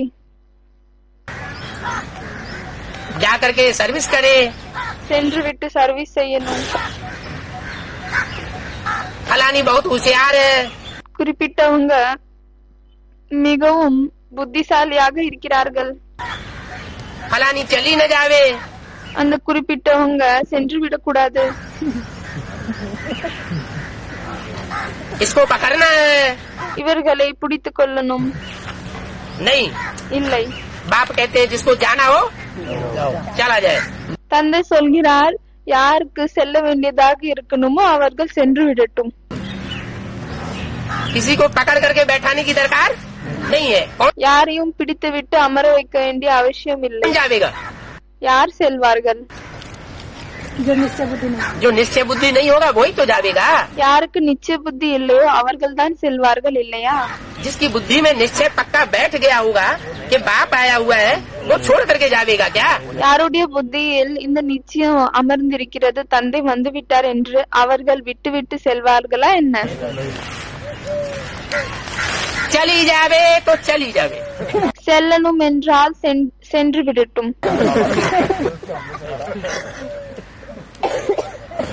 क्या என்ன? हम किसी को ताले में बैठाने वाले नहीं है. நாங்கள் யாரையும் பூட்டுக்குள் வைக்கக்கூடியவங்க இல்லை. यहाँ तो जीते जी मरने की बात है. இங்கு உயிர் இருக்கும் பொழுது இறக்க வேண்டிய விஷயம் இருக்கிறது. जीते जी मरना माना, உயிர் இருக்கும் பொழுது இறக்கணும் என்றால் जीते जी मरना माना श्रीमत पर पक्का पक्का चलना. உயிர் இருக்கும் பொழுது இறக்கணும் என்றால் ஸ்ரீமத்தில் பக்காவாக நடப்பது. यही है देवानु को मारना. இதுதான் தேகாபிமானத்தை சாவடிப்பதாகும். जो पक्के पक्के श्रीमत पर चलने वाले होते हैं யாரு பக்காவாக ஸ்ரீமத்தின் அடிப்படையில் செல்லக்கூடியவர்களாக இருப்பார்களோ उनको देवान की परवाह नहीं होती. அவர்களுக்கு தேகாபிமானத்தின் கவலை என்பது இருக்காது. बाप ऐसे बच्चों को अडॉप्ट करते हैं. தந்தை இப்படிப்பட்ட குழந்தைகளை தத்தெடுக்கிறார். कैसे बच्चों को? எப்படிப்பட்ட குழந்தைகளை? जो श्रीमत पर जानमारी करने वाले हों. யாரு ஸ்ரீமத்திற்காக தன்னுடைய உயிரையே பலியாக கொடுக்கக்கூடியவர்கள் இருக்கிறார்கள். अडॉप्ट किया ही जाता है कुछ वर्षा देने के लिए. ஏதோ ஒரு ஆஸ்தியை தருவதற்காக தான் தத்தெடுக்கப்படுகிறது. दुनिया में भी बच्चे को अडॉप्ट करते हैं तो किस लिए करते हैं? உலகத்திலும் குழந்தைகளை தத்தெடுக்கிறார்கள் என்றால் எதற்காக தத்தெடுக்கிறார்கள்? कि जो कमाई की है जिंदगी भर कोई को सौंप के जाए. வாழ் முழுவதும் எந்த சம்பாத்தியத்தை செய்திருக்கிறோமோ அதை யாருக்காவது தரணும் என்றுதான் தத்தெடுக்கிறார்கள். सन्यासियों के इतने ढेर फॉलोअर्स हैं. சன்னியாசிகளுக்கு எவ்வளவு அதிகமாக ஃபாலோவர்ஸ் இருக்கிறார்கள். कितने फॉलोअर्स होते हैं. எவ்வளவு ஃபாலோவர்ஸ் இருக்கிறார்கள். वो क्या वर्षा देते हैं? அவர்கள் என்ன ஆஸ்தியை தருகிறார்கள்? कोई वर्षा नहीं देते. எந்த விதமான ஆஸ்தியும் சன்னியாசிகள் தருவதில்லை. उनसे कोई को मुक्ति जीवन मुक्ति का वर्षा मिलता नहीं. அவர்களிடமிருந்து யாருக்கும் முக்தி ஜீவன் முக்தியின் ஆஸ்தி என்பது கிடைக்காது. गुरु मर जाते हैं, चेले गद्दी पर बैठ जाते हैं. குரு இறந்து விட்டால் சிஷ்யர் வந்து கத்தியில் அமர்கிறார்கள். वर्षा तो कोई को नहीं मिलता. யாருக்கும் ஆஸ்தி என்பது கிடைப்பதில்லை. जब गुरु ही वर्षा नहीं दे सका तो उनका चेला क्या वर्षा देगा? எப்பொழுது குருவால் ஆஸ்தி தர முடியவில்லையோ பிறகு அவங்களுடைய சிஷ்யர் எப்படி ஆஸ்தியை தருவாங்க? कौन से भक्ति मार्ग की बात हो रही है? இது எந்த பக்தி மார்க்கத்தின் விஷயம்? बाहर की दुनिया की बात हो रही है कि ब्राह्मणों की दुनिया की भक्ति मार्ग की बात हो रही है? வெளி உலகத்தின் விஷயமா இல்லையானால் பிராமண உலகத்தில் பக்தி மார்க்கத்தின் விஷயம் ஓடிக்கொண்டிருக்கிறதா? कैसे? பிராமண உலகத்தில் என்று சொல்கிறார்கள். அதுக்கு பாபா கேக்குறாரு, எப்படி? ब्राह्मणों की दुनिया में भी ब्रह्मा बाबा एक गुरु चला गया तो समझते हैं कि एक गुरु गया, अब जो गद्दी पे बैठेगी उससे हमको मुक्ति जीवन मुक्ति मिलेगी. பிராமண உலகத்திலும் பிரம்மகுமாரிகளில் பிரம்மா சென்று விட்டார். பிறகு என்ன புரிந்து கொள்கிறார்கள்? பிரம்மாவுக்கு பிறகு யாரு கதியில் அமர்வார்களோ அவரிடம் இருந்துதான் நம்மளுக்கு முக்தி ஜீவன் முக்தியின் ஆஸ்தி கிடைக்கும் என்று புரிந்து கொள்கிறார்கள். बाप कहते हैं यहाँ तो एक ही सदगुरु है. தந்தை சொல்கிறார், இங்க ஒரு சத்குரு தான் இருக்கிறார். ऐसे नहीं कि ये मर जावेगा तो कोई दूसरा आकर के गद्दी पे बैठेगा। இப்படி இல்லை, இவர் இறந்து விட்டால் பிறகு இன்னொரு சத்குரு வந்து கத்தியில் அமருவார். वो मुक्ति जीवन मुक्ति दे देगा। அவங்க முக்தி ஜீவன் முக்தி கொடுப்பாங்க. இப்படி இல்லை. मुक्ति जीवन मुक्ति देना तो एक बाप का काम है। முக்தி ஜீவன் முக்தி தருவது ஒரே ஒரு தந்தையின் செயலாகும். दूसरी कोई आत्मा का काम नहीं है। மற்ற எந்த ஒரு ஆத்மாவின் செயலும் இல்லை. ये सन्यासी आदि वर्षा देने के लिए अडॉप्ट नहीं कर सकते। இந்த சன்னியாசிகள் அனைவரும் ஆஸ்தி தருவதற்காக தத்தெடுக்க முடியாது. बच्चे माँ बाप के पास आते ही है वर्षे के लालच पर। குழந்தைகள் அம்மா அப்பாவிடம் சொத்தினுடைய ஆசைக்காக தான் வருகிறார்கள். साहूकार का बच्चा हो, कोई साहूकार का बच्चा हो, वो कभी गरीब के पास अडॉप्ट होगा क्या? ஏதாவது ஒரு பணக்காருடைய குழந்தையாக இருந்தால் பிறகு ஒரு ஏழையிடம் தத்தெடுக்கப்பட்டு இருக்க முடியுமா? है? नहीं होगा ना। இருக்க முடியாது இல்லையா? तो तुम बच्चे हो सूर्यवंशी बाप के बच्चे। எனவே குழந்தைகளாகிய நீங்கள் சூரியவம்சி தந்தையினுடைய குழந்தைகள் ஆவீர்கள். वो तथाकथित ब्रह्मा कुमार कुमारियां कहते हैं तो हमारे यहाँ सरेंडर हो जाओ। அந்த பெயருக்காக இருக்கக்கூடிய பிரம்மகுமார் குமாரிகள் சொல்கிறார்கள், நீங்கள் எங்களிடம் வந்து சரண்டர் ஆகி விடுங்கள். तो वहाँ अडॉप्ट हो गए क्या? எனவே அங்கு நீங்கள் தத்தெடுக்கப்பட்டு இருப்பீர்களா? हो नहीं सकते। இருக்க முடியாது. क्योंकि जानते हैं उनके पास कोई ज्ञान का लट्टू ले जमा नहीं है। ஏனென்றால் அறிவீர்கள், அவரிடம் எந்த விதமான ஞானத்தின் சொத்து என்பது இல்லை. इनके पास मुरली भी समझ नहीं आती थी, अभी आने लगी। அவங்க சொல்றாங்க, பாபா முரளியும் வந்து புரிய வரவில்லை, இப்ப இங்க வந்துட்டோம்னா முரளி புரிய வருது. उनके पास ज्ञान का कुछ भी है ही नहीं, அவர்களிடம் ஞானத்தின் எதுவுமே இல்லை. तो हम उनके पास सरेंडर क्यों हो जाएंगे? பிறகு நாம் அவர்களிடம் சென்று ஏன் சரண்டர் ஆகணும்? तो साहूकार का बच्चा हो कब गरीब के पास अडॉप्ट होगा क्या? எனவே பணக்காருடைய குழந்தையாக இருந்தால் எப்பொழுதாவது ஏழையிடம் சென்று விட்டு அடாப்ட் ஆக முடியுமா? इतना धन दौलत आदि सब कैसे छोड़ा जाएगा? இவ்வளவு பணம் பொற்காசுகள் எல்லாம் எப்படி விட முடியும்? अडॉप्ट करते हैं साहूकार। பணக்காரர்கள் தான் தத்தெடுக்கிறார்கள். अभी तुम जानते हो இப்பொழுது நீங்கள் இதை அறிவீர்கள். बाबा हमको स्वर्ग की बादशाही देते हैं। பாபா நம்மளுக்கு ஸ்வர்க்கத்தின் ஆஸ்தியை தருகிறார். क्या என்ன? तुम जानते हो, நீங்கள் அறிவீர்கள், वो नहीं जानते। அவர்கள் அறிய மாட்டார்கள். समझते हैं हम यहाँ शरीर छोड़ जाएंगे ब्रह्मा बाबा की तरह। அவர்கள் புரிந்து கொள்கிறார்கள், நாமும் இங்க பிரம்மா பாபாவை போல் சரீரத்தை விட்டு விட்டு செல்வோம் என்று. फिर अगले जन्म में हमको बादशाही मिलेगी। பிறகு இன்னொரு ஜன்மத்தில் நம்மளுக்கு ராஜாகம் கிடைக்கும் என்று புரிந்து கொள்கிறார்கள். जैसे अंधेरी कोठरी में कोई लठ मारेगा, एक सांप मार देंगे। எப்படி வந்து ஒருத்தவங்க சொல்றாங்க, இருட்டான ஒரு அறையில் இருந்து விட்டு கொம்பால் அடித்து விட்டு என்ன சொல்கிறார்கள் என்றால், நாங்க பாம்பை வந்து அடித்து விட்டோம் என்று. तो ऐसे होता है क्या? எனவே இப்படி நடக்குமா என்ன? तो जो हमको स्वर्ग की बादशाही देते हैं हम उनके क्यों नहीं बनेंगे? எனவே யார் நமக்கு ஸ்வர்க்கத்தின் பாட்சாவை தராங்களோ அவருடையதாக நாம் ஏன் ஆகக்கூடாது? हर एक बात में लालच तो रहती है ना। ஒவ்வொரு விஷயத்திலும் பேராசை என்பது ஒன்று இருக்கும் இல்லையா? जितना बहुत पढ़ाई पढ़ेंगे, எவ்வளவு அதிகமாக படிப்பை படிப்பீர்களோ, पढ़ाई ऊंची ऊंची पढ़ते जाएंगे, உயர்ந்ததிலும் உயர்ந்த படிப்பை படித்துவிட்டு செல்வீர்களோ, तो तुम्हारा लालच बहुत बढ़ता जाएगा பிறகு உங்களுடைய ஆசைகள் மிகவும் அதிகரித்து செல்லும். कि हम ऊंच पद पावे। என்னவென்றால் நாங்கள் உயர்ந்த பதவியை அடையணும் என்று. हाई स्कूल पढ़ाई पढ़ता है तो बुद्धि में आता है चपरासी तो बनी जाएंगे। ஹைஸ்கூல் படிப்பை படிக்கிறார்கள், எனவே புத்தியில் வருகிறது நாங்க வாட்ச்மேன் கண்டிப்பாக ஆகிவிடுவோம் என்று. फिर BA MA करते हैं तो लालच और ज्यादा बढ़ जाती है। பிறகு BA MA செய்கிறார்கள், அப்பொழுது என்னவாகுகிறது, அவர்களின் ஆசை இன்னும் அதிகரிக்கிறது. फिर कोई डिप्लोमा पास कर लेते हैं डॉक्टरी का, பிறகு யாராவது டாக்டரினுடைய டிப்ளமா பாஸ் பண்ணிவிட்டால் तो और लालच बढ़ जाती है। இன்னும் அதிகமாக ஆசை என்பது அதிகரிக்கிறது. हजारों हजार कमा देंगे। ஆயிரத்துக்கும் ஆயிரமாக நம்ம வந்து சம்பாதிப்போம் என்று. तो यहाँ भी बाप लालच देते हैं। எனவே இங்கேயும் தந்தை வந்து ஆசை காமிக்கிறார். तुम भी जानते हो நீங்களும் அறிவீர்கள், बाप ने हमको अडॉप्ट किया है वर्षा देने के लिए। தந்தை நம்மளை ஆஸ்தியை தருவதற்காக தான் தத்தெடுத்திருக்காரு. कौन सा वर्षा देने के लिए? எந்த ஆஸ்தியை தருவதற்காக? सिर्फ स्वर्ग का वर्षा देने के लिए नहीं, வெறும் சொர்க்கத்தின் ஆஸ்தியை தருவதற்காக இல்லை, स्वर्ग की बादशाही देने का वर्षा देने के लिए।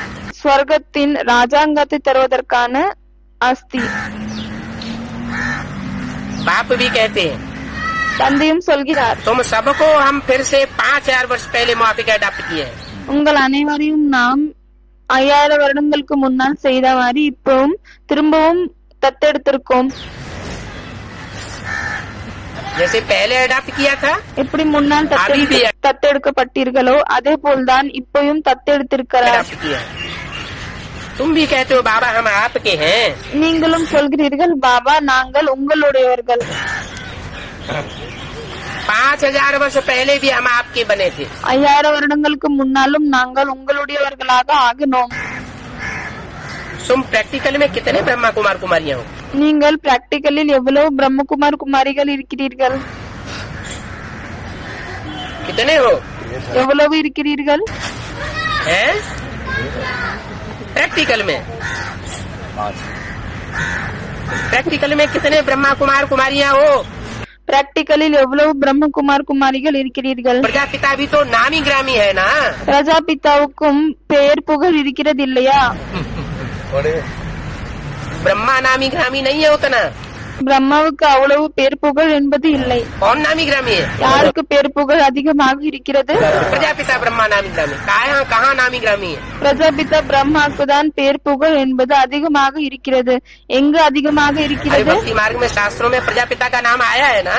அதே பக்தி மார்க்கத்தில் சாஸ்திரத்தில் பிரஜாபிதாவினுடைய பெயர் வந்திருக்கிறது இல்லையா? वो नामी ग्रामी हुआ ना। எனவே அவர் புகழ் வாய்ந்தவராக இருக்கிறார் இல்லையா? जब तक शूद्र से ब्राह्मण न बनो, எப்பொழுது வரைக்கும் சூத்ரர்களிலிருந்து பிராமணர்களாக ஆகுவீர்களோ तो देवता बन नहीं सकते। அப்பொழுது வரை தேவதையாக ஆக முடியாது. शूद्र से ब्राह्मण बनते हो ब्रह्मा द्वारा, சூத்ரர்களிலிருந்து பிராமணர்களாக ஆகுகிறீர்கள் பிரம்மாவின் மூலமாக. और फिर ब्राह्मणों को देवता बनाता हूँ பிறகு பிராமணர்களை தேவதை ஆக்குகிறேன் राजयोग के द्वारा। ராஜயோகத்தின் மூலமாக. ब्राह्मण सो देवता बनते हैं। பிராமணர்கள் தான் தேவதைகளாக ஆகுகிறார்கள். संपूर्ण ब्राह्मण तो संपूर्ण देवता। சம்பூர்ண பிராமணர் எனவே சம்பூர்ணமான தேவதை. देवता नहीं। அதுரா பிராமண் அதாவது அறகுறையாக பிராமணர்.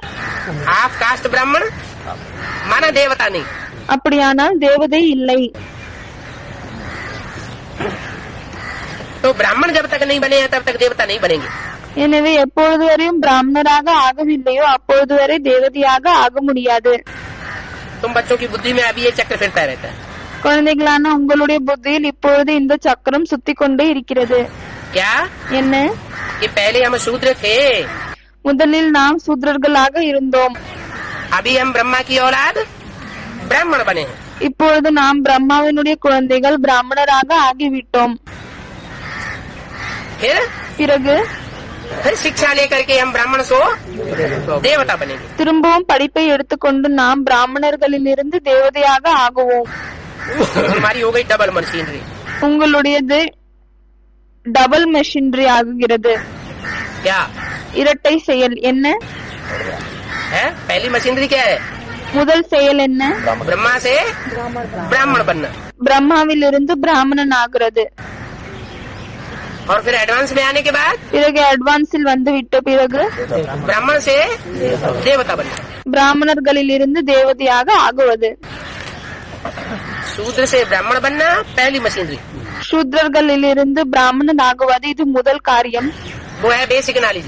அது பேசிக் நாலேஜ் ஆகும். वहाँ क्या होता है? அங்கே என்ன நடக்கிறது? शूद्र से ब्राह्मण बनाए जाते हैं। சூத்ரர்களை பிராமணராக ஆக்குகிறார்கள். वो भी नंबरवार पुरुषार्थ अनुसार। அதுவும் வரிசைகரமாக புருஷார்த்தத்தின் அடிப்படையில். और फिर यहाँ उन ब्राह्मणों को राजयोग सिखा करके उनकी इंद्रियों को नंबरवार पुरुषार्थ अनुसार कंट्रोलिंग पावर दे करके பிறகு இங்கு அந்த பிராமணர்களை வரிசைகரமாக ராஜயோகத்தை படிப்பித்து பிறகு வரிசைகரமாக அவர்களின் இந்திரியங்களை கண்ட்ரோல் செய்வதின் பவரை கற்றுக் கொடுத்து ब्राह्मण से देवता बनाया जाता பிராமணர்களை தேவதையாக ஆக்குகிறார்கள். है। जब तुम देवता बनेंगे எப்பொழுது நீங்கள் தேவதையாக ஆகுவீர்களோ तो तुम सतयुग में राज्य करेंगे। பிறகு நீங்கள் சத்தியுகத்தில் ராஜ்யத்தை செய்வீர்கள். तुम्हारे सतयुग में राज्य करने से फिर ये पुरानी दुनिया का विनाश हो जाएगा। நீங்கள் சத்தியுகத்தில் ராஜ்யம் செய்யும் பொழுது பிறகு இந்த பழைய உலகம் என்பது அழிந்துவிடும். क्या என்ன? जब तुम देवता बनेंगे எப்பொழுது நீங்கள் தேவதையாக ஆகுவீர்களோ तब ऐसे पुरानी दुनिया का विनाश होगा। அப்பொழுதுதான் இந்த பழைய உலகத்தின் அழிவு என்பது ஏற்படும். ऐसे नहीं இப்படி இல்லை. कि पुरानी दुनिया का विनाश पहले हो जावे और तुम देवता बन न सको। நீங்கள் அதாவது இந்த பழைய உலகம் முதலில் அழிந்துவிடும், பிறகு நீங்கள் தேவதையாக ஆக முடியாது. எனவே முதலில் நீங்கள் ராஜ்யம் செய்வீர்கள், அதற்கு பிறகு இந்த பழைய உலகம் அழியும். पुरानी दुनिया का विनाश जरूर होगा। இந்த பழைய உலகத்தின் அழிவு கண்டிப்பாக ஏற்படும். क्या என்ன? ये अभी तक तो हुआ नहीं है, 70 साल हो गए। இப்பொழுது வரைக்கும் ஏற்படவில்லை, 70 வருடம் ஆகிவிட்டது. विनाश विनाश विनाश चिल्लाते चिल्लाते அழிவு அழிவு என்று கத்திக் கொண்டே இருந்தோம். वो युगल लड़ते हैं बाबा। हाँ? लेकिन ऐसे है नहीं। இப்படி இல்லை, विनाश तो होगा கண்டிப்பாக அழிவு ஏற்படும். लेकिन पहले तुम मनुष्य से देवता बनते हो। ஆனா முதலில் நீங்கள் மனிதர்களில் இருந்து தேவதையாக ஆகுகிறீர்கள். पूरा निश्चय नहीं बैठता है முழுமையாக நிச்சயம் அமரவில்லை என்றால் तो फिर बहुत चलते चलते थक जाते हैं और चले जाते हैं। பிறகு நிறைய பேர் சென்று கொண்டே இருக்கும் பொழுது சோர்வு அடைகிறார்கள், பிறகு வெளியேறுகிறார்கள். कौन चले जाएंगे? யார் வெளியேறுகிறார்கள்? जिनको निश्चय नहीं बैठता है वो चले जाते हैं। யாருக்கு நிச்சயம் அமரவில்லையோ அவர்கள் சென்று விடுகிறார்கள். कई बच्चे गिर जाते हैं। நிறைய குழந்தைகள் விழுகிறார்கள். ये भी ड्रामा में नूज है। இதுவும் டிராமாவில் அடங்கியிருக்கிறது. माया दुश्मन तुम्हारे सामने जो खड़ी हुई है மாயை எதிரி உங்களுடைய முன்னால் நின்று கொண்டிருக்கிறது. वो तुम्हें अपनी ओर खींच लेती है। அது உங்களை தன் பக்கம் இழுக்கிறது. वो क्या कहती है? அது என்ன சொல்கிறது? माया दुश्मन तुम्हारे सामने खड़े हुए कहती है மாயை எதிரி உங்களுடைய முன்னால் நின்று கொண்டிருந்து சொல்கிறது भगवान नहीं आया हुआ है। கடவுள் வரவில்லை. और तुम कहते हो பிறகு நீங்கள் சொல்கிறீர்கள் भगवान साकार में आया हुआ है। கடவுள் சாக்காரத்தில் வந்திருக்கிறார். वो कहती है ऐसा हो नहीं सकता। அவர்கள் சொல்கிறார்கள் இப்படி நடக்காது என்று. और तुम कहते हो यही बात सच्ची है பிறகு நீங்கள் சொல்கிறீர்கள் இந்த விஷயம்தான் உண்மை என்று. कि भगवान साकार में आया हुआ है। என்னவென்றால் கடவுள் சாக்காரத்தில் வந்திருக்கிறார். बाप घड़ी घड़ी तुमको पक्का कराते। தந்தை நொடிக்கு நொடி இதை பக்காவாக்குகிறார். देखो माया के चंबे में फंस नहीं जाना।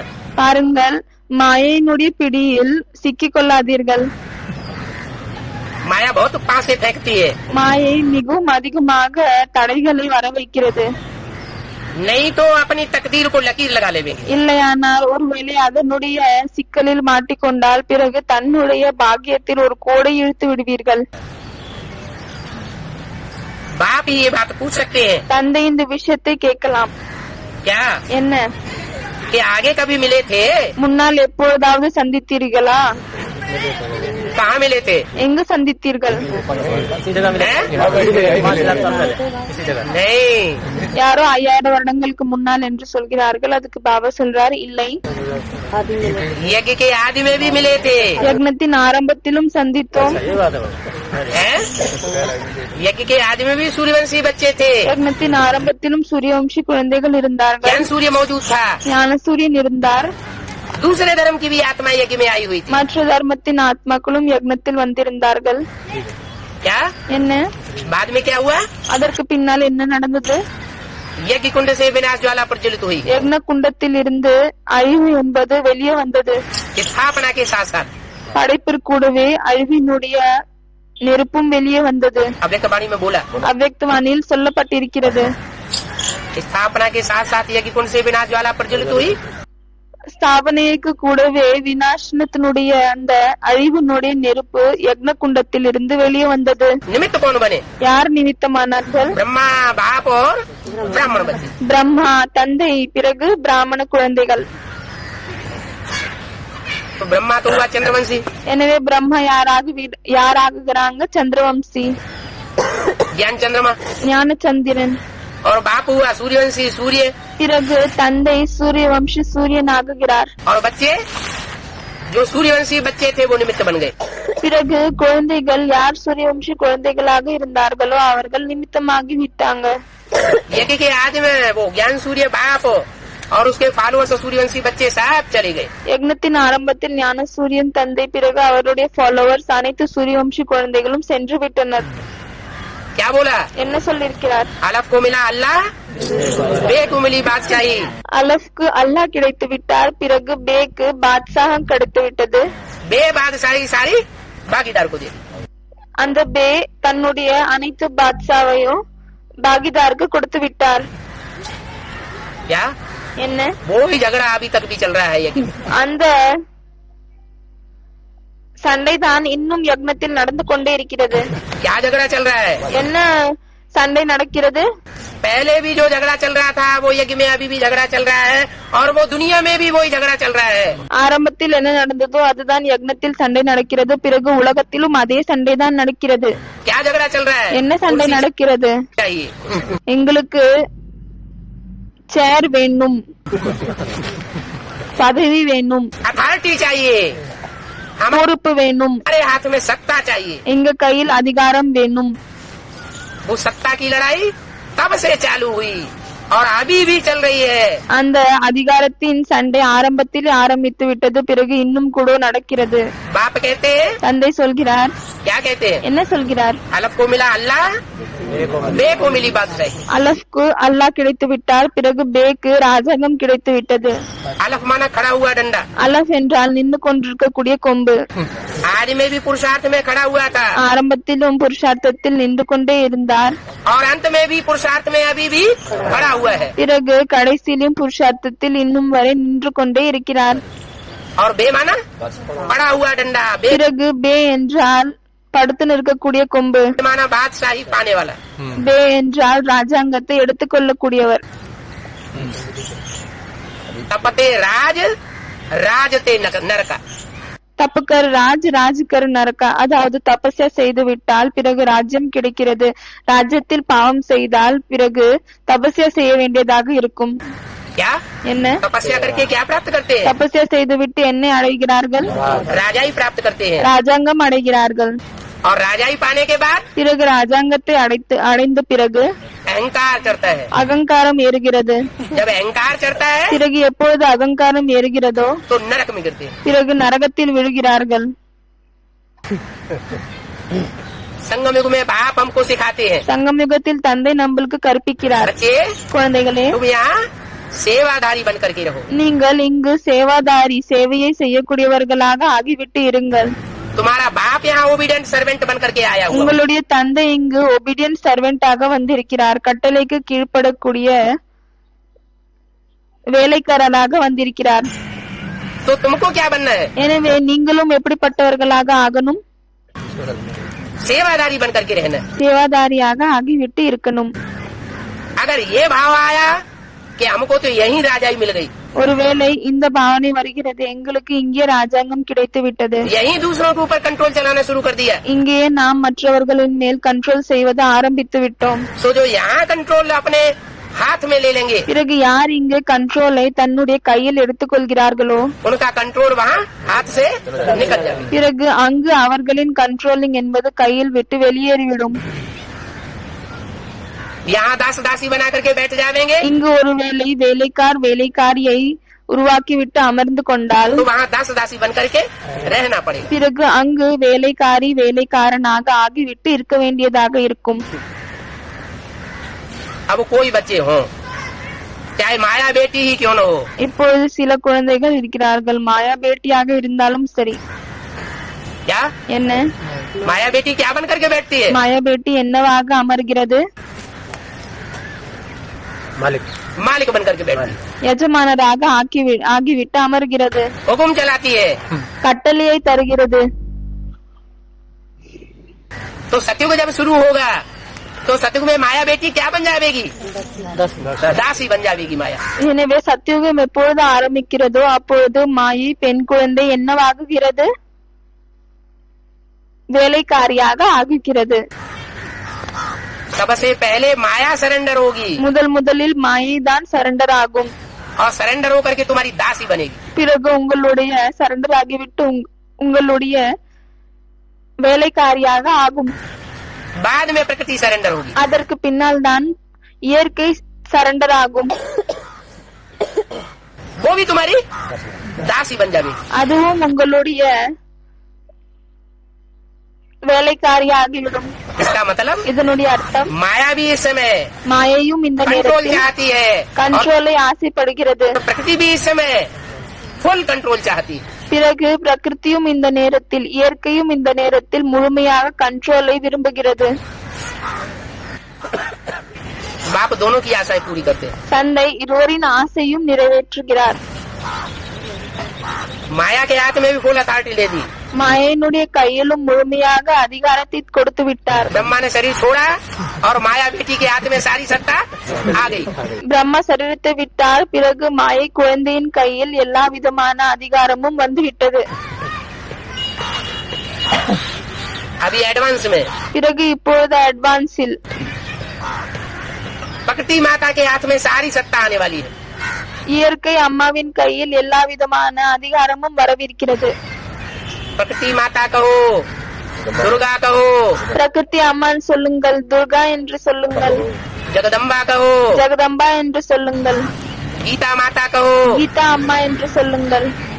गीता ज्ञान से கீதையின் ஞானத்தின் மூலமாக स्वर्ग की बादशाही का वर्षा मिलता है, ஸ்வர்க்கத்தின் ராஜாங்கத்தின் ஆஸ்தி என்பது கிடைக்கிறது. लेकिन बाप द्वारा मिलता है। ஆனால் தந்தையின் மூலமாக தான் கிடைக்கிறது. ब्रह्मा के द्वारा स्वर्ग के गेट खोलते हैं, பிரம்மாவின் மூலமாக ஸ்வர்க்கத்தின் கதவை திறக்கிறார். द्वारा मीडिया तो ब्रह्मा बनता है, பிரம்மா மீடியாவாகுகிறார் என்றால் அவர் மூலமாக தான் நடக்கிறது. लेकिन खुलवाने वाला कौन है? ஆனால் திறக்கக்கூடியவர் யாரு? बाप है। தந்தை ஆவார். जैसे पिछली एक अव्यक्त वाणी में बोला, எப்படி இதற்கு முன்னால் ஒரு அவ்யக்தவாணியில் சொன்னார், ब्रह्मा बाबा तेजी से माला बनाने लगे, பிரம்மா பாபா மிகவும் வேகமாக மாலையை உருவாக்க ஆரம்பித்து விட்டார். और बाप मुस्कुराने लगे। பிறகு தந்தை சிரிக்க ஆரம்பித்து விட்டார். क्यों मुस्कुराने लगे? ஏன் சிரித்தார்? इतना जल्दी राजा कैसे बन सकते हैं? कि ब्रह्मा बाबा ये समझते हैं माला तो हम ही बनावेंगे, பிரம்மா பாபா ஏனென்றால் இதை புரிந்து கொள்கிறார், மாலை என்பது நாம் தான் உருவாக்க போகிறோம், स्वर्ग के गेट तो हम ही खोलेंगे। ஸ்வர்க்கத்தின் கதவை நான் தான் திறக்க போகிறேன். लेकिन बाप के सहयोग के बगैर कुछ भी नहीं होगा। ஆனால் தந்தையின் சகயோகத்தின் இல்லாமல் எதுவும் நடக்காது. राजधानी स्थापन हो नहीं सकती। ராஜதானி ஸ்தாபனை ஆகாது. ये राजधानी स्थापन करने का काम सिवाय एक बाप के और किसी का बस का नहीं है। இந்த ராஜாங்கத்தை ஸ்தாபனை செய்யக்கூடிய காரியம் ஒரு தந்தையை தவிர யாராலையும் இதை முடியாது. तो बाप आकर के बच्चों से पूछते हैं आगे कब मिले थे? எனவே தந்தை குழந்தைகளிடம் கேட்கிறார், முன்னால் எப்பொழுது சந்தித்தோம்? तो बच्चों की बुद्धि में आवेगा எனவே குழந்தைகளின் புத்தியில் வரும், कि हम यज्ञ के आदि में भी मिले थे। நாம் யக்னத்தின் ஆரம்பத்திலும் சந்தித்தோம். बूढ़े बाबा कहेंगे हम कैसे मिले थे, हम तो 70 साल से ऊपर के हो गए। அந்த வயதானவர்கள் யாரும் அங்க கிளாஸ்ல உட்கார்ந்து இருக்காங்க. அவர் பக்கம் பாபா சைகை காமித்து சொல்கிறார், இந்த வயதானவர்கள் சொல்லுவாங்க, நான் 70 வயசு ஆயிடுச்சு, நான் எப்பொழுது சந்தித்தேன்? हैं? फिर हम कैसे मिले थे? பிறகு நாம் எப்பொழுது சந்தித்தோம்? उस समय तो यज्ञ की शुरुआत ही नहीं हुई थी। அவர் இப்போ 70 வயதாக இருக்கும் பொழுது அப்பொழுது யக்னமே ஆரம்பிக்கவில்லை. कौन से सन का जन्म है? அவர்கிட்ட கேக்குறாரு, பாபா எந்த வருடத்தில் பிறந்தீர்கள்? 72 साल के हो गए, तो इनके तो होने का टाइम सवाल ही पैदा नहीं होता। फिर 72 வயது ஆகிவிட்டது. பிறகு பிறக்க வேண்டிய கேள்வியே இங்க எழும்பல. पढ़ाई तो ये भी पढ़ते हैं, இவரும் படிப்பை படிக்கிறார். हाँ, भक्ति मार्ग में राम वाली आत्मा के साथ जीवन बिताया होगा, तो वो सूर्यवंश के संस्कार संग के रंग के अभी भी पड़े हुए हैं। எனவே ராமரோடு பிறப்பு எடுத்துவிட்டு வாழ்ந்திருப்பாரு. அதனால்தான் அந்த சூரியவம்சியினுடைய சம்ஸ்காரம் இன்னமும் இருக்கிறது. இந்த விஷயம் பாபா அங்க வயதாக அமர்ந்து கொண்டிருக்கிறவருக்காக சொல்கிறார். वो संस्कार खींच लेते हैं। அந்த சம்ஸ்காரம் இருக்கிறது. तो बाप ये प्रश्न पूछ सकते हैं எனவே कि தந்தை இந்த கேள்வியை கேட்கலாம். आगे कब मिले थे? நாம் முன்னால் எப்பொழுதாவது சந்தித்திருந்தோமா? तो जो बच्चे होंगे वो कहेंगे हम आगे भी मिले थे और अभी भी मिल रहे हैं। பிறகு எந்த குழந்தைகள் இருப்பார்களோ அவர்கள் சொல்கிறார்கள், நாம் முன்னாலும் சந்தித்தோம், பிறகு இப்பொழுதும் சந்தித்துக் கொண்டேதான் இருக்கிறோம். और आगे भी जन्म जन्मांतर मिलते ही रहेंगे। பிறகு வருங்காலத்திலும் நிறைய ஜென்மங்களுக்கு சந்தித்துக் கொண்டேதான் இருப்போம். और कोई कोई ये बात पूछने का अकल नहीं आवेगा। பிறகு யாருக்கும் இந்த விஷயத்தை கேட்கக்கூடிய புத்தி என்பது வராது. न पूछने का अकल आवेगा न जवाब देने का अकल आवेगा। கேட்கக்கூடிய புத்தியும் வராது, பிறகு சொல்லக்கூடிய புத்தியும் வராது. तुम बच्चों की बुद्धि में ये बात हट से बैठ जाती है। உங்க குழந்தைகளான உங்களுடைய புத்தியில் இந்த விஷயம் அமர்கிறது. बाप कहते हैं தந்தை சொல்கிறார், मुझे भी फिर से गीता ज्ञान सुनाने आना पड़ता है। எனக்கு திரும்பவும் கீதையினுடைய ஞானத்தை சொல்வதற்காக வர வேண்டியதாக இருக்கிறது. क्या कहा? என்ன சொன்னார்? मुझे भी गीता ज्ञान सुनाना पड़ता है। फिर से தந்தை சொல்லியிருக்கிறார், எனக்கு திரும்பவும் இந்த கீதை ஞானத்தை சொல்வதற்காக வர வேண்டியதாக இருக்கிறது. आज में भी संस्कृत की गीता पढ़ करके सुनाते थे, ஆரம்பத்திலும் சமஸ்கிருதத்தில் இருக்கக்கூடிய கீதையில் படித்து சொன்னார், अर्थ करके बताते थे। அர்த்தத்தை சொன்னார்.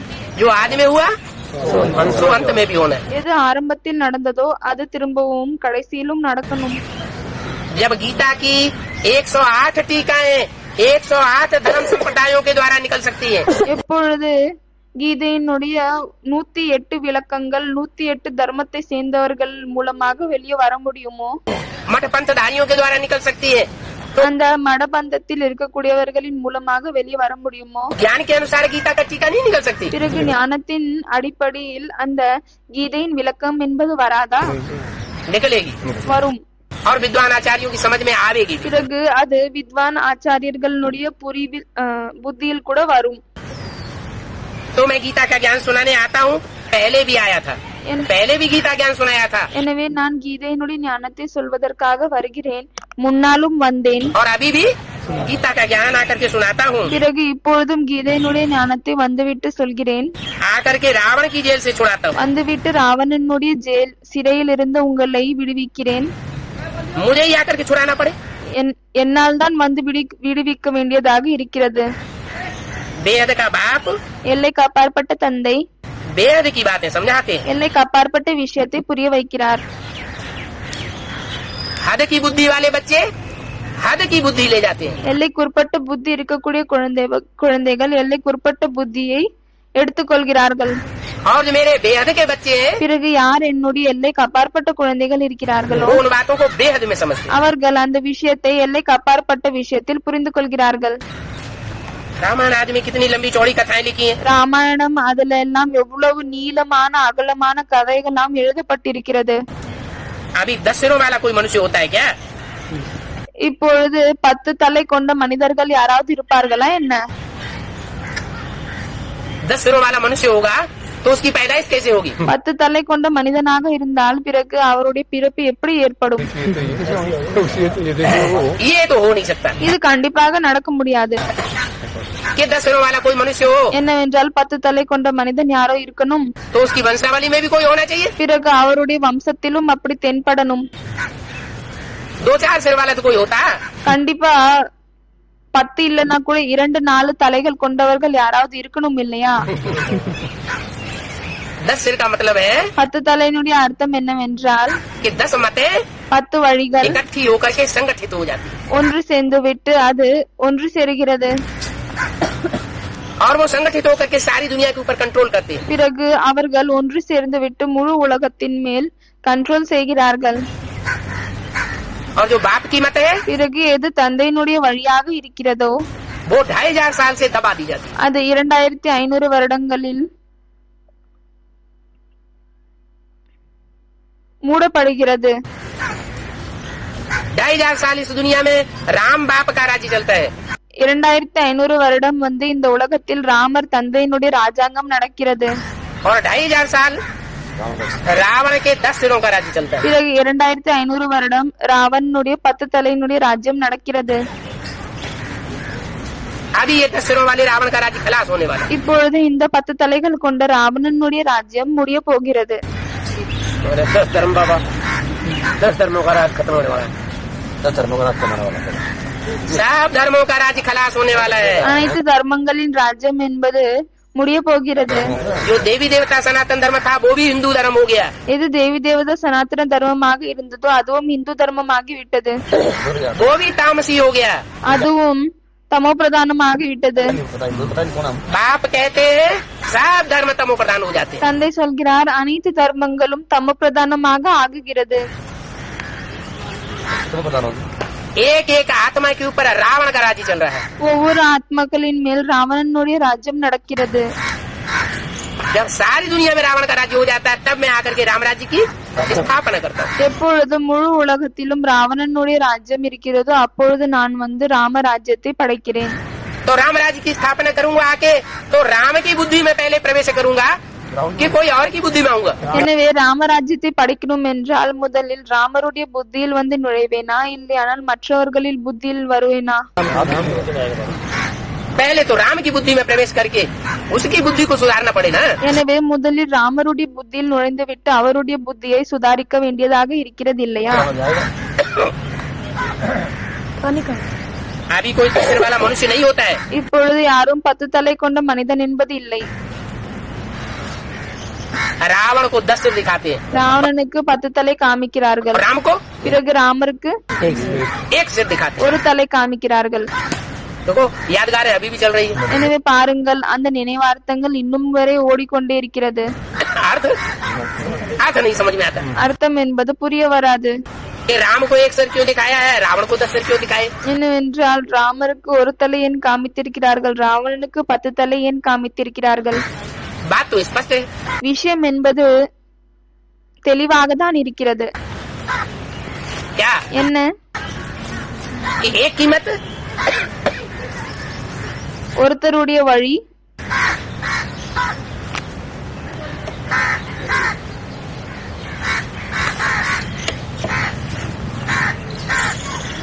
एक कीमत से सदगति और अनेकों कीमत से दुर्गति होती है. ஒருத்தரின் வழியின் மூலமாக சத்கதி மற்றவர்களின் வழியின் மூலமாக துர்கதி ஏற்படுகிறது. अभी भी ब्राह्मणों की दुनिया में भी இப்பொழுதும் இந்த பிராமண உலகத்திலும் ये शूटिंग चल रही இந்த है. ஷூட்டிங் நடந்து கொண்டுதான் இருக்கிறது. जो एक बाप को पहचानते हैं वो एक मत पर चलते हैं. யார் ஒரு தந்தையை தெரிந்து கொள்கிறார்களோ அவர்கள் ஒரு வழியில் நடக்கிறார்கள். और जो नहीं पहचान पाते वो दूसरों का भी सहारा लेते हैं. யாரால் தெரிந்து கொள்ள முடியவில்லையோ அவர்கள் மற்றவர்களை ஆதாரமாக எடுத்துக் கொள்கிறார்கள். इसलिए मुरली में बोला है அதனால் தான் முரளியில் சொல்லப்பட்டிருக்கிறது, वो जिस धर्म का होगा वो उसी की बात मानेगा. யார் எந்த தர்மத்தை சேர்ந்தவர்களாக இருப்பார்களோ அவர்கள் அந்த தர்மத்தினுடைய விஷயத்தை தான் ஏற்றுக்கொள்வார்கள். बल बाप आकर के ज्ञान समझाए रहे. பல தந்தை வந்து ஞானத்தை புரிய வைத்துக் கொண்டிருக்கிறார். और जिसकी बात मानेगा उसके लिए बोलेगा हाँ तुम्हारी बातें सब सच्ची है. பிறகு யாருடைய விஷயத்தை ஏற்றுக்கொள்வார்களோ அவர்களுக்காக சொல்வார்கள், ஆமா ஆமா உன்னுடைய விஷயம் எல்லாமே உண்மையாக தான் இருக்கிறது. लेकिन जब तक जगदीश भाई दीदी दादी दादा नहीं मानेंगे ஆனால் எப்பொழுது வரைக்கும் ஜெகதீஷ் பாய் திதி தாதிகள் வந்து ஏற்றுக்கொள்ள மாட்டார்களோ हम तुम्हारी बात मानने वाले नहीं. அப்பொழுது வரையும் நாங்கள் உங்களுடைய விஷயத்தை ஏற்றுக்கொள்ளக்கூடியவர்கள் இல்லை.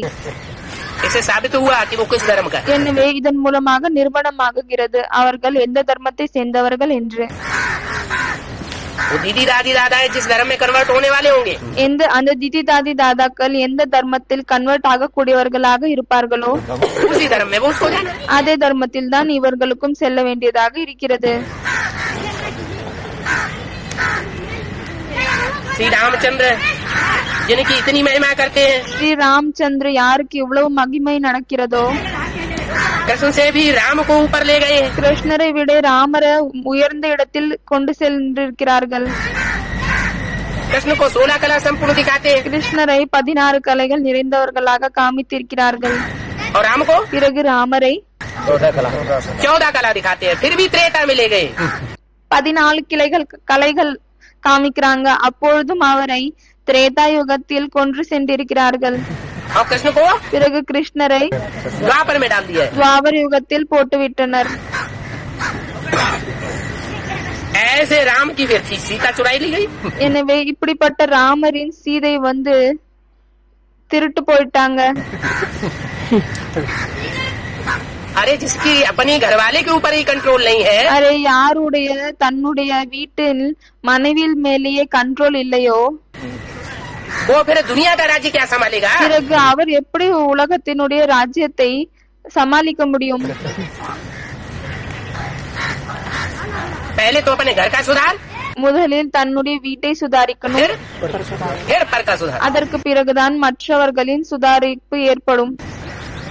अपने घर का ही सुधार नहीं हुआ पड़ा தன்னுடைய வீட்டின் சுதார் ஏற்படவில்லை என்றால் तो सारी दुनिया का कल्याण कहाँ से हो जाएगा। பிறகு முழு உலகத்தின் நன்மை எங்கிருந்து ஏற்படும்? ये सब बातें दंत कथाएं हैं। இந்த விஷயங்கள் எல்லாம் கட்டுக்கதைகளாகும். जो बाप आकर के क्लियर करते हैं, எதை வந்து தந்தை வந்து விட்டு கிளியர் செய்கிறார். है सारी बातें यहाँ की। இது அனைத்து விஷயங்களும் இங்கனுடைய விஷயம்தான் ஆகும்.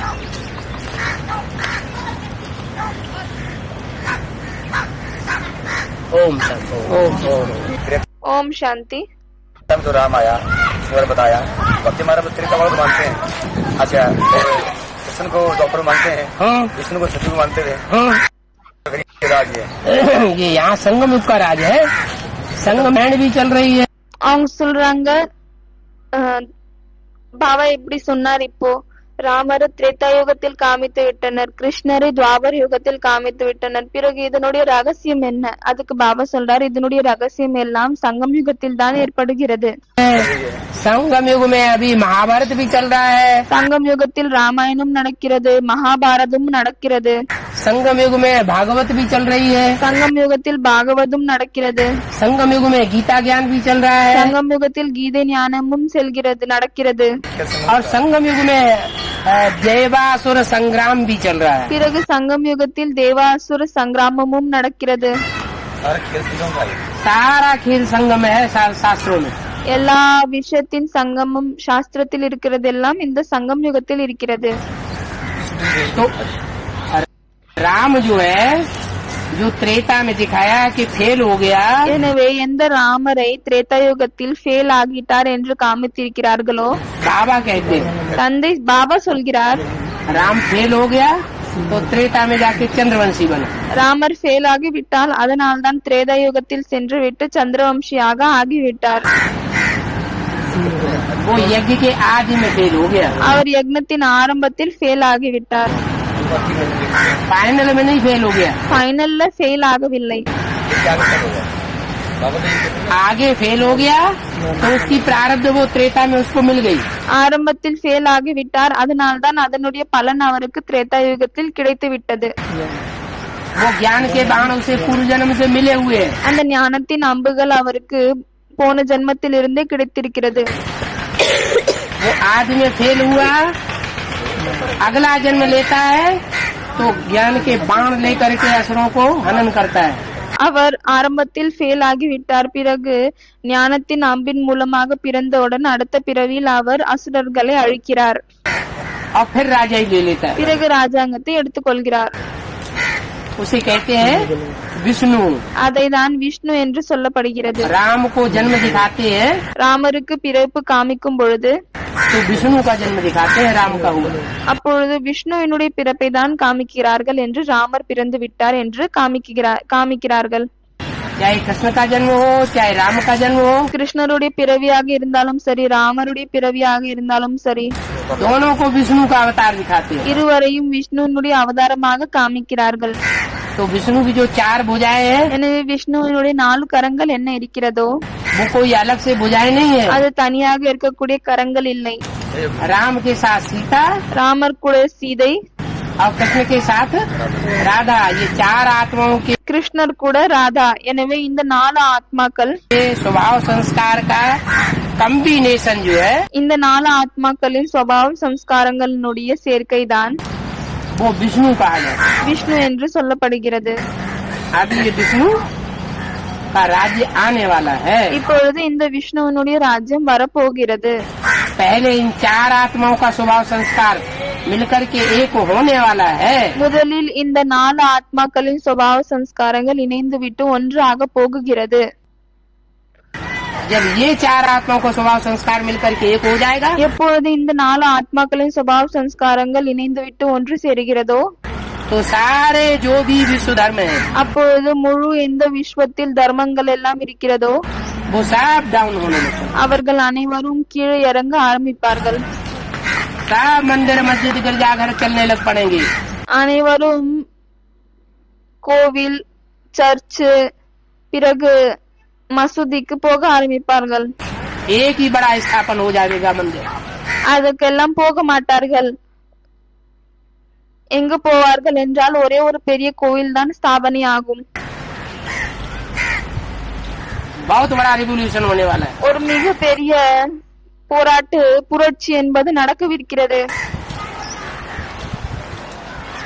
बाबा सुना है कि जल्दी आप हरियाणा का दौरा करने वाले हो। हैं? सुना कि हरियाणा का दौरा करने वाले हो जल्दी आप। हरियाणा वासी हैं, हमें सुना है कि जल्दी आप हरियाणा का दौरा करने वाले हो। हैं? सुना कि हरियाणा का दौरा करने वाले हो जल्दी आप। हरियाणा वासी हैं, हमें हरी का आना हुआ। हरि का आवाहन हरियाणा वालों ने अंत में जोर से किया होगा। ஹரியானாக்காரங்க ஹரி அதாவது கடவுளை கடைசியில் மிகவும் வேகமாக கூப்பிட்டிருப்பார்கள். हरि आना। ஹரியானாவினுடைய அர்த்தம் பாபா சொல்கிறார், ஹரி என்றால் கடவுள், ஹரி வாங்க, हरि आना। ஹரி வாங்க. है? अंदर से जोर से आवाज लगाई होगी तो उसका नाम पड़ गया हरियाणा। உள்ளுக்குள்ளிருந்து மிகவும் வேகமாக குரலை எழுப்பியிருப்பீர்கள், அதனால்தான் அதனுடைய பெயர் ஹரியானா என்று இருக்கிறது. तो अभी तक तो वहाँ आया नहीं, எனவே இப்பொழுது வரை அங்கு வரவில்லை. अब अंत में आना तो जरूर है। இப்ப கடைசியில் கண்டிப்பாக அங்கு வரணும். क्यों ஏன்? है? हरियाणा में ही नहीं पहुँचेगा तो फिर पंजाब में कैसे आवाज फैलेगी? ஹரியானாவில் வரவில்லை என்றால் பிறகு பஞ்சாபில் எப்பொழுது சத்தம் ஏற்படும்? दिल्ली से आगे बढ़ते समय पहले तो हरियाणा बीच में पड़ता है। டெல்லியிலிருந்து முன்னால் செல்லும் பொழுது முதலில் ஹரியானா தான் வருகிறது நடுவில். है? पहले तो हरियाणा के जाट निकले, முதலில் ஹரியானாவில் இருக்கக்கூடிய அந்த ஜாட் வெளியே வரணும். फिर पंजाब के सिख निकले। அதற்கு பிறகுதான் பஞ்சாபில் இருக்கக்கூடிய சீக்கியர்கள் வெளியே வரணும். क्यों? ஏன்?